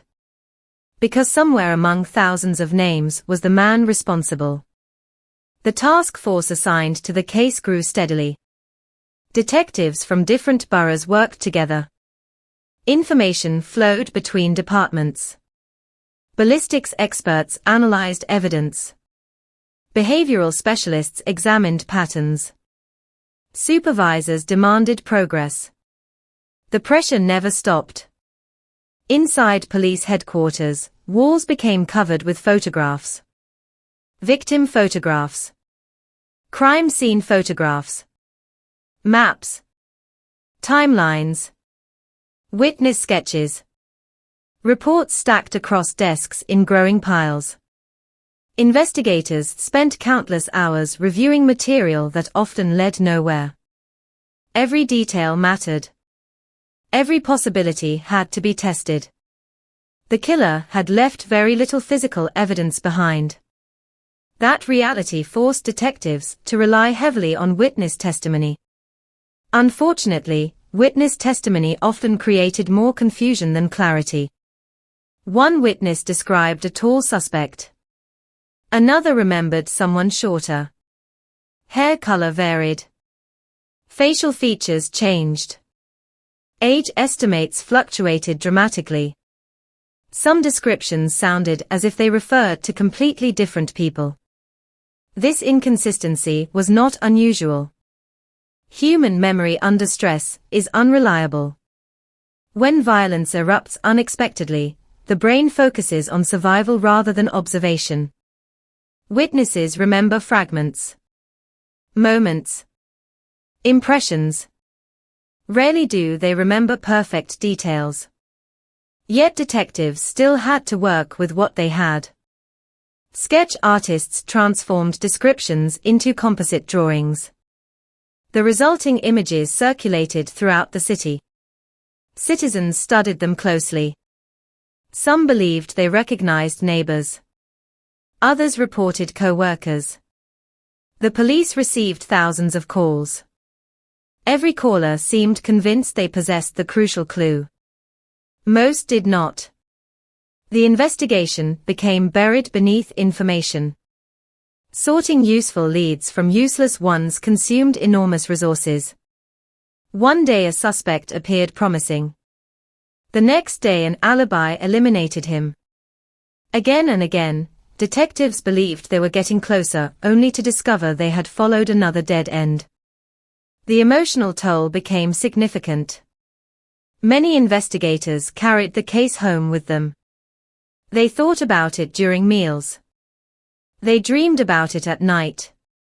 The victims' faces remained in their minds. Every failure felt personal. Because while police pursued false leads, the killer remained free. And everyone knew another attack could occur at any moment. As the investigation expanded, detectives began focusing on behavioral analysis.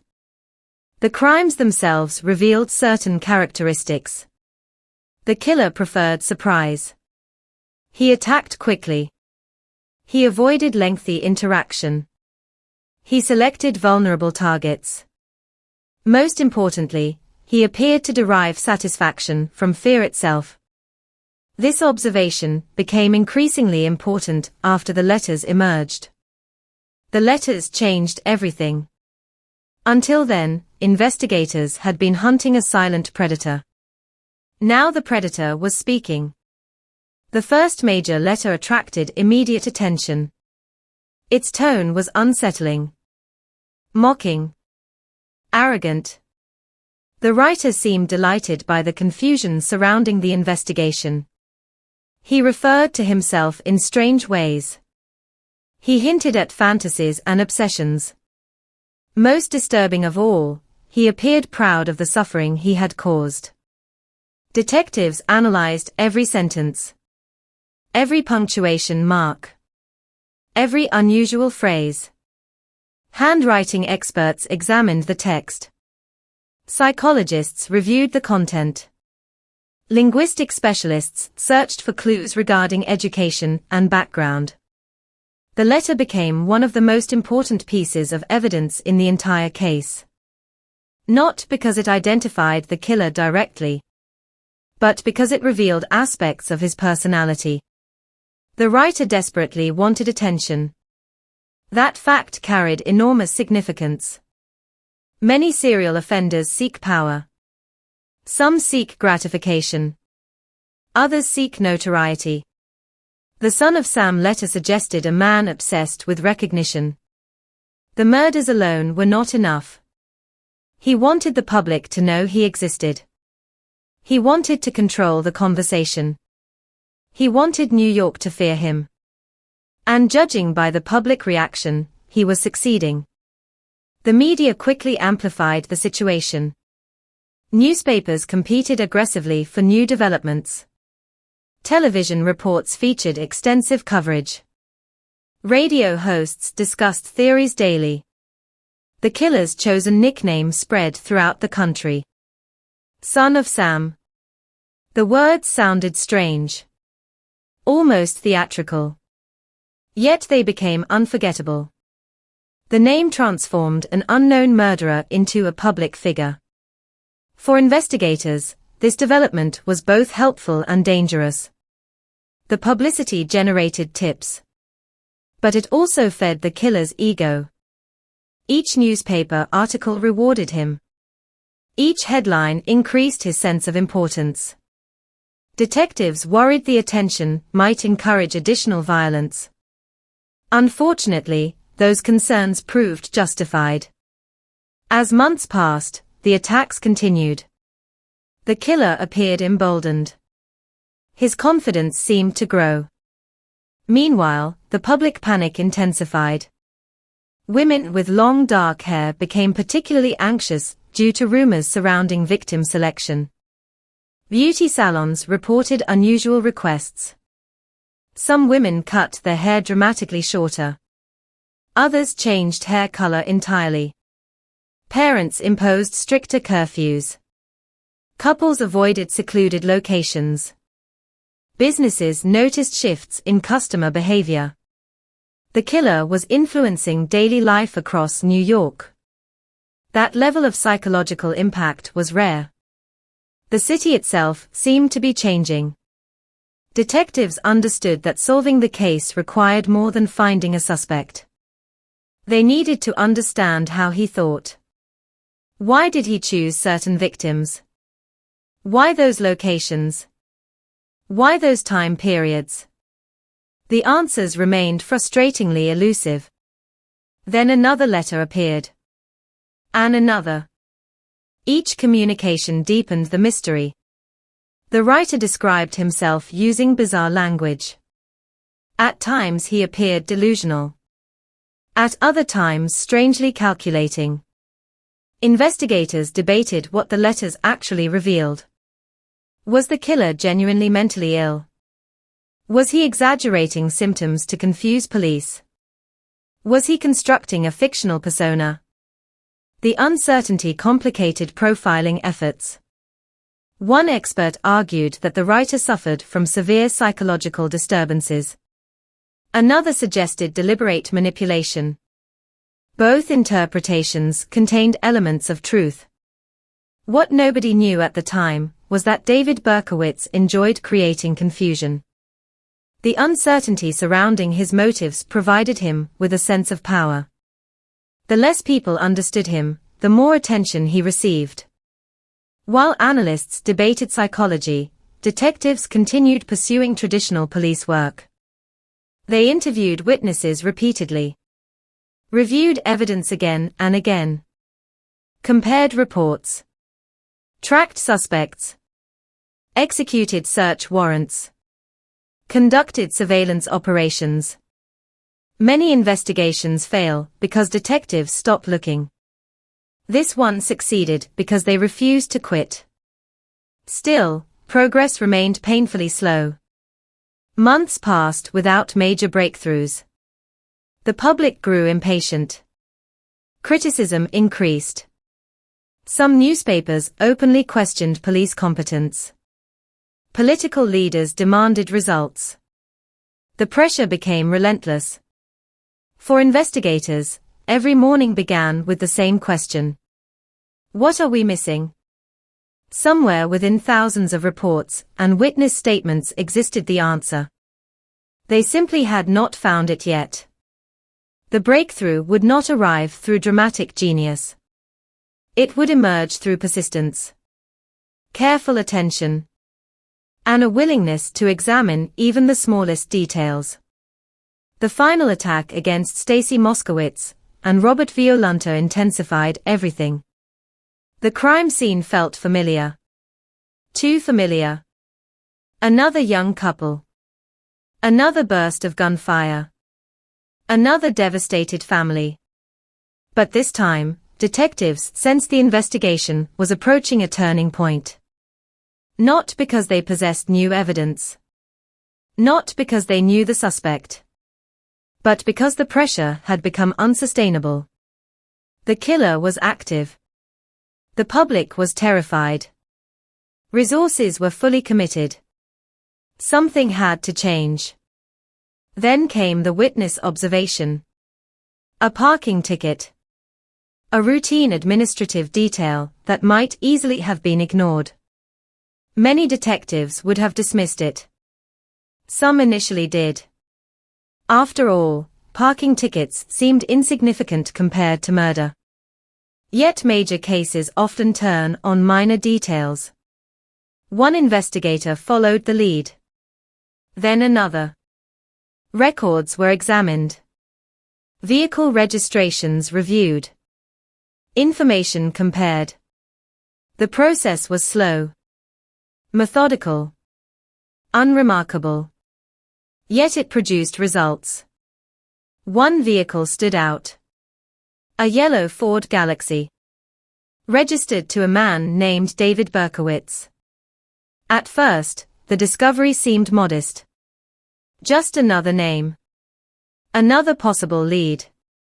But as detectives looked closer, their interest intensified. Berkowitz fit certain witness descriptions. His location aligned with investigative theories. Additional details raised suspicion. The possibility became difficult to ignore. Surveillance teams were assigned. Detectives began watching him. Every movement mattered. Every observation was documented. For the first time in months, investigators felt genuine momentum. The case no longer seemed endless. The mystery no longer felt impossible. There was finally a direction. A focus. A target. Yet caution remained essential. Detectives understood the danger of becoming emotionally attached to a suspect. Evidence had to guide decisions. Not hope. Not desperation. They continued gathering information. Piece by piece. Observation by observation. The picture slowly sharpened. And as it sharpened, the truth became increasingly difficult to deny. The man they had spent 13 months searching for might finally be within reach. The investigation that had consumed countless hours, exhausted hundreds of officers, and terrified millions of citizens was approaching its final stage. The ghost haunting New York was beginning to take human form. Soon, detectives would stop searching through reports. Soon, they would stop analyzing theories. Soon, they would stop chasing possibilities. Instead, they would confront a single man. A quiet man living in Yonkers. A man who appeared ordinary. A man whose name meant nothing to the public. But a man who was about to become one of the most infamous criminals in American history. The investigation was no longer about finding a suspect. It was about proving what investigators were beginning to suspect. And if they were right, the nightmare that had gripped New York for 13 terrifying months was finally nearing its end. Part 7, The Breakthrough. For 13 months, the investigation had felt like a chase through fog. Every clue seemed incomplete. Every promising lead eventually collapsed. Every attack reminded detectives that the man they were hunting remained one step ahead. The killer had become a symbol of frustration. He was everywhere and nowhere. Known by millions. Identified by no one. But in the first days of August 1977, something finally changed. The breakthrough did not arrive through advanced forensic science. It did not emerge from a dramatic confession. It did not come from an undercover operation, or a lucky eyewitness suddenly recognizing the suspect. Instead, it began with something almost embarrassingly ordinary. A parking ticket. The kind of detail most people would never remember. The kind of detail that usually disappears into filing cabinets and administrative records. Yet history often turns on the smallest observations. In the aftermath of the July 31, 1977 shooting that killed Stacy Moskowitz and severely injured Robert Violanta, detectives once again flooded the crime scene. The atmosphere felt familiar. Too familiar. Yellow police tape stretched across the area. Flashbulbs illuminated the darkness. Witnesses gathered. Reporters searched for information. Investigators documented every possible detail. The city was horrified. Again. But among the many witness interviews conducted after the attack, one observation stood out. A local woman recalled seeing a police officer issuing parking tickets near the area shortly before the shooting. At first glance, the information seemed insignificant. Parking enforcement occurred constantly throughout New York. Thousands of tickets were written every week. Most had nothing to do with violent crime. Still, experienced detectives understood an important principle. Sometimes the smallest facts become the most valuable. A witness might forget a face. A witness might misjudge height or age. But routine events often remain surprisingly memorable. The woman insisted she remembered the ticketing activity. That memory lingered in investigators' minds. What if one of those ticketed vehicles belonged to the killer? What if the offender had parked near the scene before carrying out the attack? The theory sounded simple. Perhaps too simple. Yet after 13 months of frustration, detectives could not afford to ignore any possibility. Investigators began reviewing parking records from the area. The process was slow and tedious. No dramatic revelations occurred. No flashing signs pointed toward the answer. Instead, officers examined paperwork. Names. Addresses. Registration numbers. Line after line. Record after record. The work resembled accounting more than detective fiction. But real investigations often unfold that way. Hours of boring work occasionally produce moments of extraordinary significance. Then one name appeared. David Berkowitz. His yellow Ford Galaxy had received a parking ticket near the scene. At first, the discovery meant very little. Thousands of vehicle owners lived throughout New York and its surrounding communities.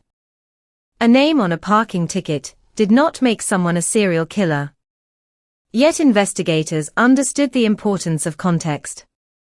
The question was not whether Berkowitz had received a parking ticket. The question was whether everything else about him fit the pattern. The answer became increasingly disturbing. As detectives examined Berkowitz's background, small pieces began falling into place. His age aligned with witness estimates. His appearance shared similarities with several descriptions collected over the course of the investigation. His location made sense geographically. He lived in Yonkers, a position that allowed convenient access to various attack sites. None of these factors alone proved anything. Together, they created suspicion. The investigation suddenly had direction. For the first time in months, detectives were no longer drowning in possibilities. They had a specific individual to examine. Surveillance operations began quietly. Investigators watched Berkowitz carefully. Every movement mattered. Every observation was recorded. The atmosphere inside the task force changed. Hope returned. Cautious hope. Nobody wanted to celebrate prematurely. Too many promising leads had failed before. But something felt different this time. As detectives learned more about Berkowitz, the similarities became harder to dismiss. His background contained troubling details. His behavior raised questions. The evidence, while still incomplete, seemed to point toward him with increasing consistency. Meanwhile, Berkowitz remained unaware of how close investigators had come. For over a year, he had operated in relative safety. He had fired his weapon and disappeared. Sent letters and remained anonymous. Watched headlines while avoiding capture. The sense of invulnerability that often develops in serial offenders may have begun affecting his judgment. Success can create overconfidence. Overconfidence creates mistakes.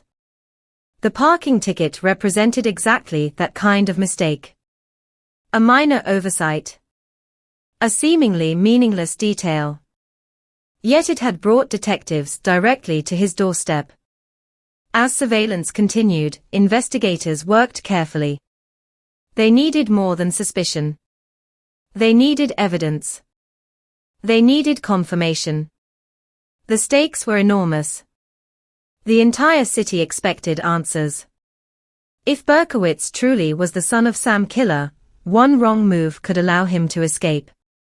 Detectives proceeded with patience. Every decision mattered. Every observation contributed to the growing picture. Then another important development emerged. Investigators connected Berkowitz to the type of weapon used in the attacks. Additional information strengthened the case. The evidence was still developing, but the pattern was becoming increasingly difficult to ignore. Inside police headquarters, conversations shifted. For months, discussions had focused on theories. Now they focused on strategy. How should they approach him? When should they move? What risks remained? Veteran detectives understood that arrests often represent the most dangerous moment of an investigation. Suspects can flee, destroy evidence, resist violently. Every possibility had to be considered. The son of Sam case carried additional complications. The suspect had demonstrated a willingness to kill repeatedly. No one could predict how he might react when confronted. Plans were developed carefully. Surveillance intensified. Officers monitored his apartment, watched his vehicle, tracked his movements. The circle tightened. Day by day. Hour by hour. The manhunt that had consumed New York was reaching its conclusion. Yet even at this stage, uncertainty remained. Investigators believed they had their suspect. Belief was not enough. They needed certainty. Then came August 10, 1977. The day everything changed. The summer air hung heavy over Yonkers. Residents moved through ordinary routines. Children played. Workers traveled to jobs. Neighbors carried groceries. Few realized history was unfolding nearby. Police officers positioned themselves near Berkowitz's apartment building. The operation proceeded quietly. No dramatic announcements. No television cameras. No public spectacle. Just experienced investigators waiting patiently. Eventually, Berkowitz approached his vehicle. Detectives watched closely. This was the moment. The culmination of 13 months of fear, frustration, and relentless effort. Officers moved in. The confrontation itself proved surprisingly calm. After all the violence. After all the panic. After all the headlines. The end arrived with remarkable simplicity. David Berkowitz did not engage in a dramatic shootout. He did not attempt a desperate escape. He did not transform into the larger-than-life monster imagined by the public. Instead, investigators encountered a man sitting inside his car. A man who suddenly realized the hunt was over. Accounts from the arrest describe a moment that has since become legendary. According to police, Berkowitz looked at the officers and acknowledged the obvious. "You got me." 3 simple words. 3 words that effectively ended one of the most notorious manhunts in American history. For detectives, the moment brought relief. But also disbelief.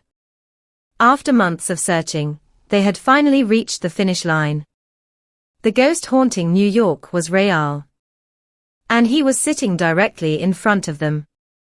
The search of Berkowitz's vehicle produced exactly the kind of discoveries investigators had hoped for. Weapons, ammunition, maps, items linking him to the crimes. Each piece of evidence strengthened the case. Each discovery reinforced the growing certainty that the nightmare was ending. News of the arrest spread rapidly. Reporters scrambled for information. Television stations interrupted programming. Newspapers rushed to prepare special editions. Across New York City, residents reacted with shock. Many had spent more than a year living with fear.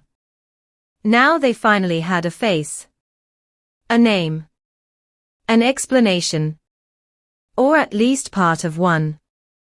For some, relief arrived immediately. For others, questions remained.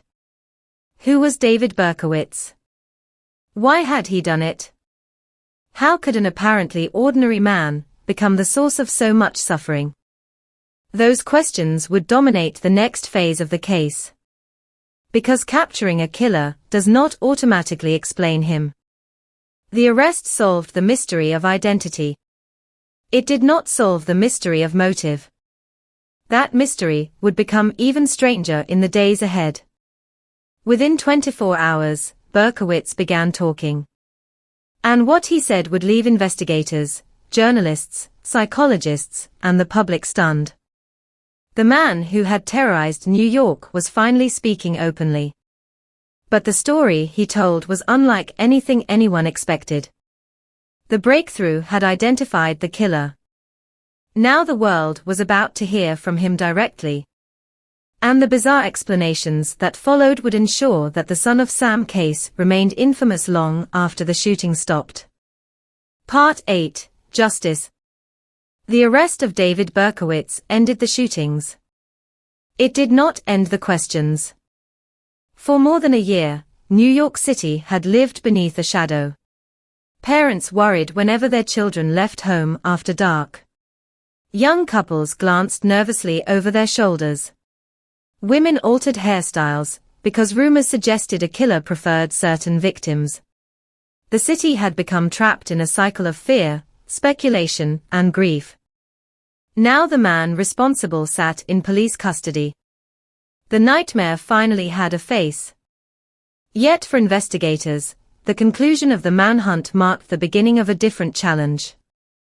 They needed answers. Not only for themselves. For the victims. For the families. For an entire city that had spent 13 months wondering why. Inside the interrogation room, David Berkowitz appeared remarkably calm. That calmness unsettled many investigators. They expected resistance. Denial. Perhaps anger. Instead, they encountered a man who seemed strangely relieved. The exhausting game of cat and mouse was over. The secrecy. The hiding. The constant risk of capture. All of it had ended. Within a short period of time, Berkowitz began confessing. The admissions came with surprising ease. Case after case. Victim after victim. Crime scene after crime scene. Investigators listened carefully as he described details that only the killer could know. Locations. Actions. Timelines. Information that confirmed what detectives had suspected. The man sitting before them was indeed the individual responsible for the Son of Sam attacks. For many officers, the moment felt surreal. They had spent countless hours chasing an invisible predator. Now he was talking openly. Almost casually. As if discussing events from someone else's life. Yet the confessions also introduced a new mystery. The explanation Berkowitz offered sounded bizarre. According to his account, a demon had ordered him to kill. The source of these instructions, he claimed, came through a neighbor's dog. A black Labrador belonging to a man named Sam Carr. Berkowitz insisted the animal was possessed. He claimed it communicated supernatural commands. Commands that eventually led to murder. The story immediately attracted enormous attention. Newspapers printed details. Television programs discussed the claims endlessly. The public became fascinated. Was the killer insane? Was he telling the truth about what he believed? Or was he creating a fantasy designed to shock people even further? Psychologists debated the issue. Investigators remained skeptical. Many believed the story served a practical purpose. If Berkowitz appeared mentally unstable, perhaps people would focus on demons rather than personal responsibility. Perhaps the mythology would become more memorable than the reality. And perhaps that was exactly what he wanted. Attention had always seemed important to him. The letters demonstrated that. The nickname demonstrated that. The elaborate explanations might simply represent another attempt to control the narrative. Whatever the truth, the confession removed any doubt regarding his involvement. The evidence already pointed strongly toward him. Now his own words completed the picture. The district attorney's office moved quickly. The legal process could finally begin. For the families of the victims, the approaching court proceedings carried complicated emotions. Relief mixed with grief. Satisfaction mixed with anger. The arrest had answered one question. Who committed the crimes? But another reality remained unchanged. The people they had lost were not coming back. No courtroom could reverse that fact. No sentence could restore stolen futures. Parents still faced empty bedrooms. Friends still carried memories. Survivors still lived with physical and emotional scars. Justice could punish the offender. It could not erase the damage. As preparations for trial continued, public interest intensified. Every development generated headlines.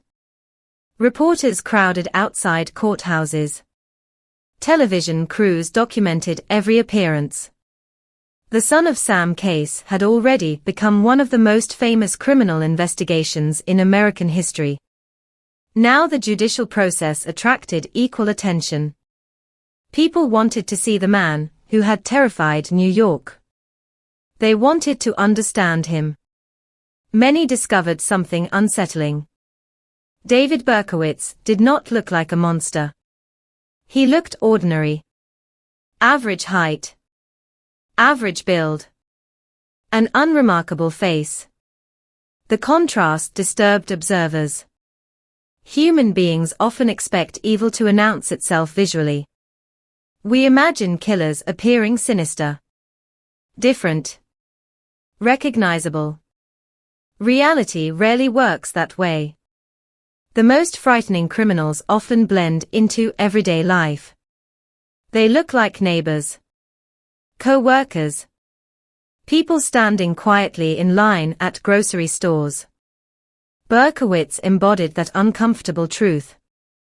Nothing about his appearance explained the suffering he had caused. Nothing about his face revealed the violence hidden behind it. As legal proceedings moved forward, questions regarding his mental state became increasingly important. Defense attorneys explored psychiatric issues. Mental health experts conducted evaluations. The court needed to determine whether Berkowitz understood the nature of his actions. The distinction mattered enormously. Criminal responsibility depends on comprehension. Could he distinguish right from wrong? Did he understand what he was doing? Or had severe mental illness prevented rational judgment? Experts examined these questions extensively. The conclusions proved significant.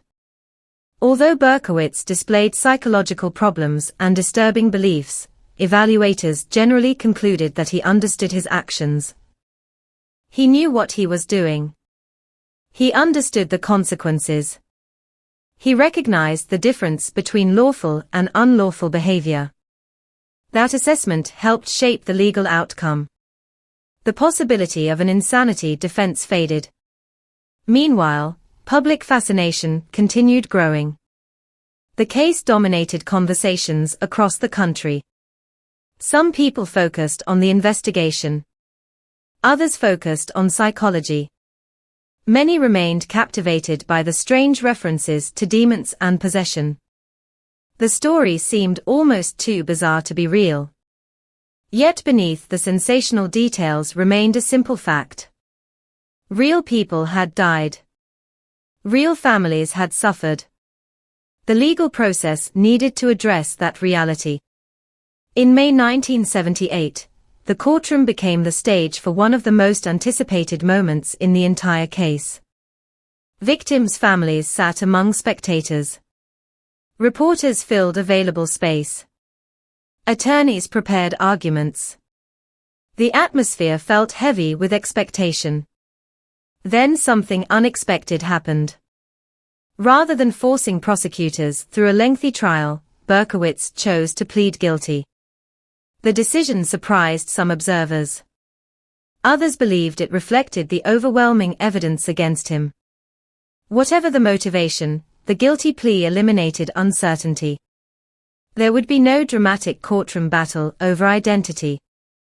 No extended debate regarding whether he committed the crimes. The admissions were direct, clear, unequivocal. For the families, hearing those words carried immense emotional weight. The man responsible was finally accepting responsibility. Not because he suddenly felt remorse. Not necessarily because he wanted forgiveness. But because the facts left little room for denial. One by one, the murders were acknowledged. One by one, the victims were recognized. The legal system moved toward its conclusion. Yet even during these proceedings, Berkowitz's behavior sometimes appeared unusual. Observers noted moments that seemed detached from the gravity of the situation. At times he smiled. At times he appeared oddly relaxed. Such behavior angered many family members. They saw profound suffering. He appeared disconnected from it. The contrast deepened their pain. Sentencing eventually arrived. The courtroom grew silent. Years of fear. Months of investigation. Countless hours of legal preparation. All leading to this moment. The judge addressed the crimes with appropriate seriousness. The murders had devastated families. Terrorized communities. Consumed enormous public resources. The consequences demanded severe punishment. When the sentence was announced, it reflected the scale of the devastation. Multiple consecutive life sentences. A punishment ensuring that Berkowitz would spend the foreseeable future behind bars. For many New Yorkers, the announcement provided a sense of closure. Not complete closure. Such a thing rarely exists in murder cases. But a measure of it. The killer would not walk free. The threat was gone. The city could begin healing. Outside the courthouse, reactions varied. Some family members expressed relief. Others felt only sadness. Many experienced both simultaneously. Justice had been delivered. Yet justice could never equal restoration. No sentence could recreate lost birthdays. No prison term could restore shattered relationships. The legal system had done what it could. The emotional wounds would remain. As Berkowitz entered the correctional system, public attention gradually shifted elsewhere. New crimes emerged. New headlines appeared. New fears occupied the nation. But the Son of Sam case refused to disappear entirely. Its impact had been too profound. The investigation changed policing strategies. The media coverage influenced future criminal cases. The public fascination with serial offenders grew stronger. Most importantly, the victims remained part of New York's collective memory. The judicial process had reached its conclusion. The manhunt was over. The verdict was delivered. The sentence imposed. Yet the story itself was not finished. Because some crimes continue affecting society long after the courtroom empties. The Son of Sam murders had altered the city. They had altered the families involved. And in many ways, they had altered the national conversation about crime, fear, and media attention. The law had spoken. Justice had been served as completely as the system could provide. But the deeper consequences of the case were only beginning to reveal themselves. The aftermath would extend far beyond prison walls. And the legacy of Son of Sam would continue for decades to come. Part 9, The Aftermath. When the courtroom doors finally closed and David Berkowitz disappeared into the prison system, many New Yorkers expected something simple to happen. They expected the fear to end. For 13 months, the city had lived beneath the shadow of an invisible gunman. Every attack had created fresh anxiety. Every newspaper headline had reminded residents that a killer remained free. Every siren in the distance had carried new meaning. Now the man responsible was locked away. The nightmare was over. At least, that was what people hoped. But the aftermath of a crime this large rarely follows a clean ending. The shooting stopped. The damage remained. Across New York City, life gradually returned to normal. Couples once again parked their cars without constantly scanning the darkness. Young women stopped altering their appearances because of rumors surrounding the killer's preferences. Parents became less fearful whenever their children left home after sunset. The city breathed easier. Yet beneath that relief lingered something more complicated. Memory. Fear may fade quickly. Memory does not. The Son of Sam case had carved itself into the collective consciousness of New York. People remembered exactly where they were when they heard about certain attacks. They remembered reading newspaper headlines over breakfast. They remembered conversations in offices and restaurants. They remembered locking doors more carefully than before. An entire generation carried those memories. For the families of the victims, however, the aftermath looked very different. While the city celebrated the arrest, they continued navigating grief. The public often views criminal cases through a specific timeline. The crime occurs. The investigation follows. The killer is captured. Justice is served. The story ends. For families, there is no such ending. Life continues. Birthdays arrive. Holidays return. Years pass. And every milestone reminds them of who is missing. For the parents of Donna Lauria, the arrest could not restore their daughter. For the loved ones of Christine Freund, it could not create the wedding that never happened. For the family of Virginia Voskerichen, it could not return the young woman whose future had been stolen. For the people who loved Stacy Moskowitz, no courtroom victory could erase the loss. The public celebrated resolution. The families continued mourning. That difference is important. True crime often focuses on endings. Real grief rarely has one. The survivors faced their own struggles. Robert Violante carried permanent damage to his eyesight. Joanne Lomino faced a lifetime of physical challenges after suffering devastating injuries. Others carried invisible wounds, anxiety, nightmares, hypervigilance, the lingering effects of trauma. Recovery became a journey measured not in weeks or months, but in years, sometimes decades. Many survivors of violent crime describe a feeling that part of their lives becomes permanently divided.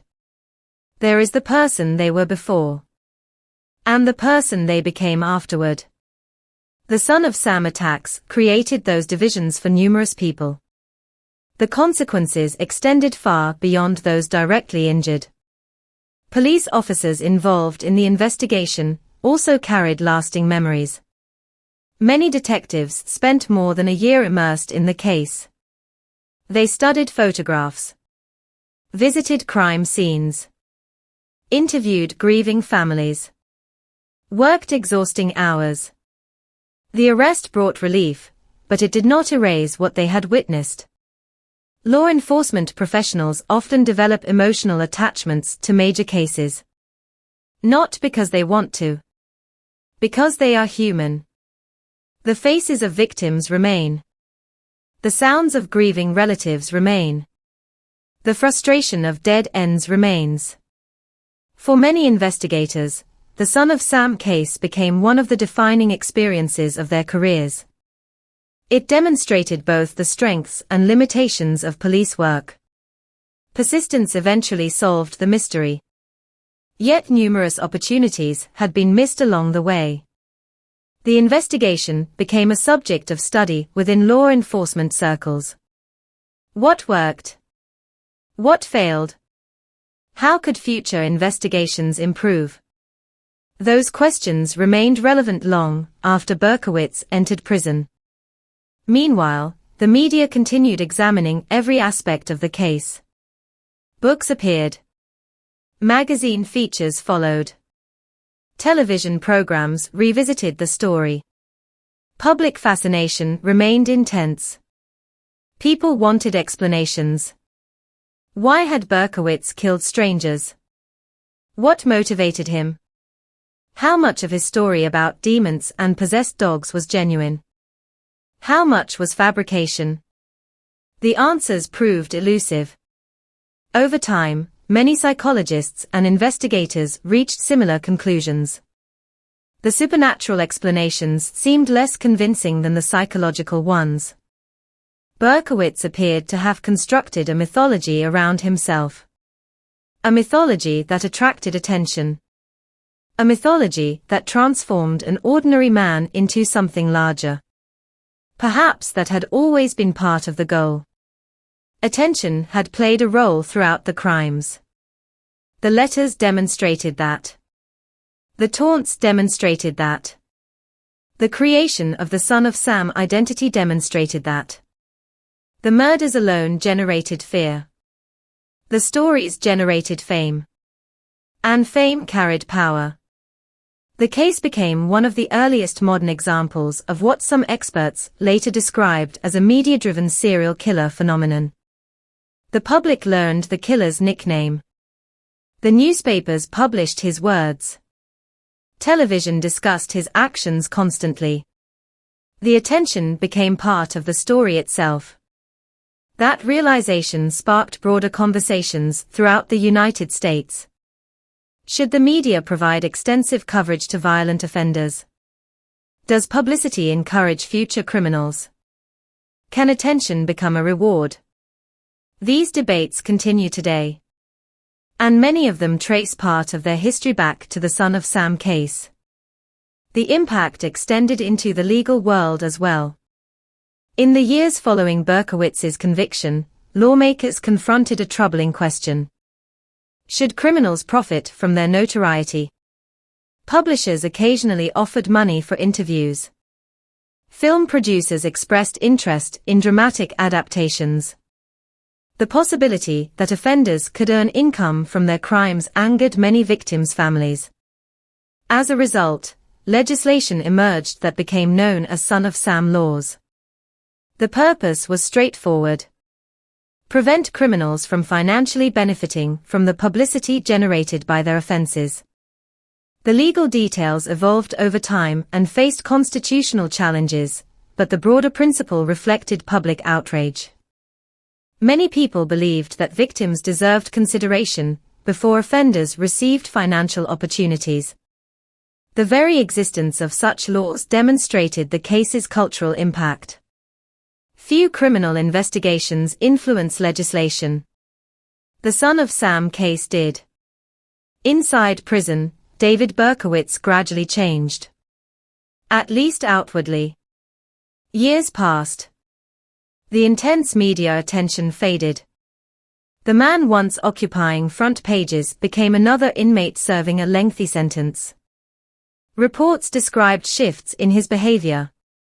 He claimed to have found religion. He expressed remorse. He spoke differently about his crimes than he had during the original investigation. Some observers accepted these changes. Others remained skeptical. The debate continues. Can someone responsible for such violence genuinely transform? Can remorse undo unimaginable harm? There are no easy answers. For many victims' families, those questions matter less than public discussions sometimes assume. Whether Berkowitz changed or not, the consequences remained the same. The dead remained dead. The injuries remained permanent. The losses remained irreversible. Time moved forward. The damage endured.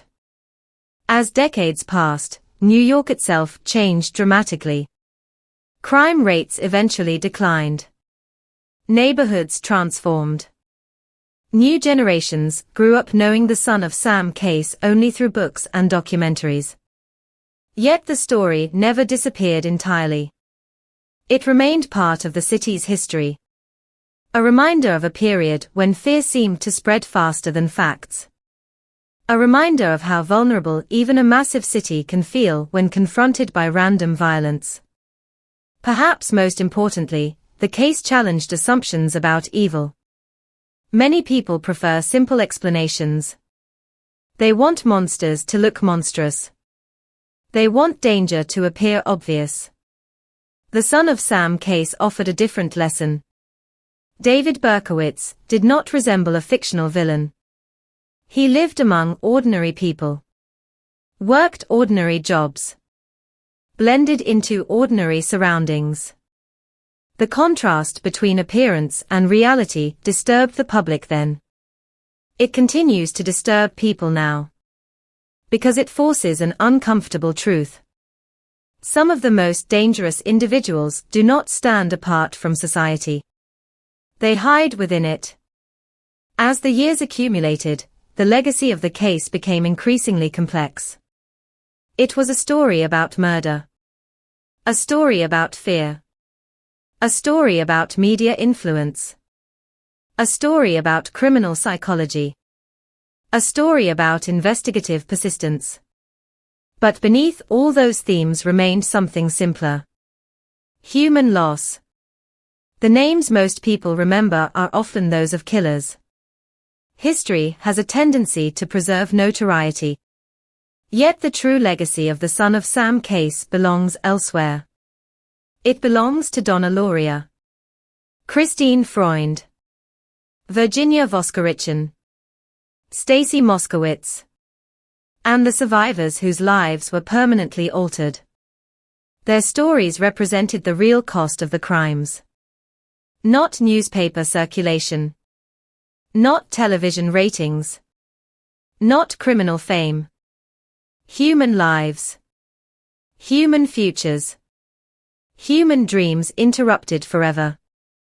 As the city slowly healed and the years carried New York into a different era, one truth remained unchanged. The Son of Sam investigation had ended. The consequences had not.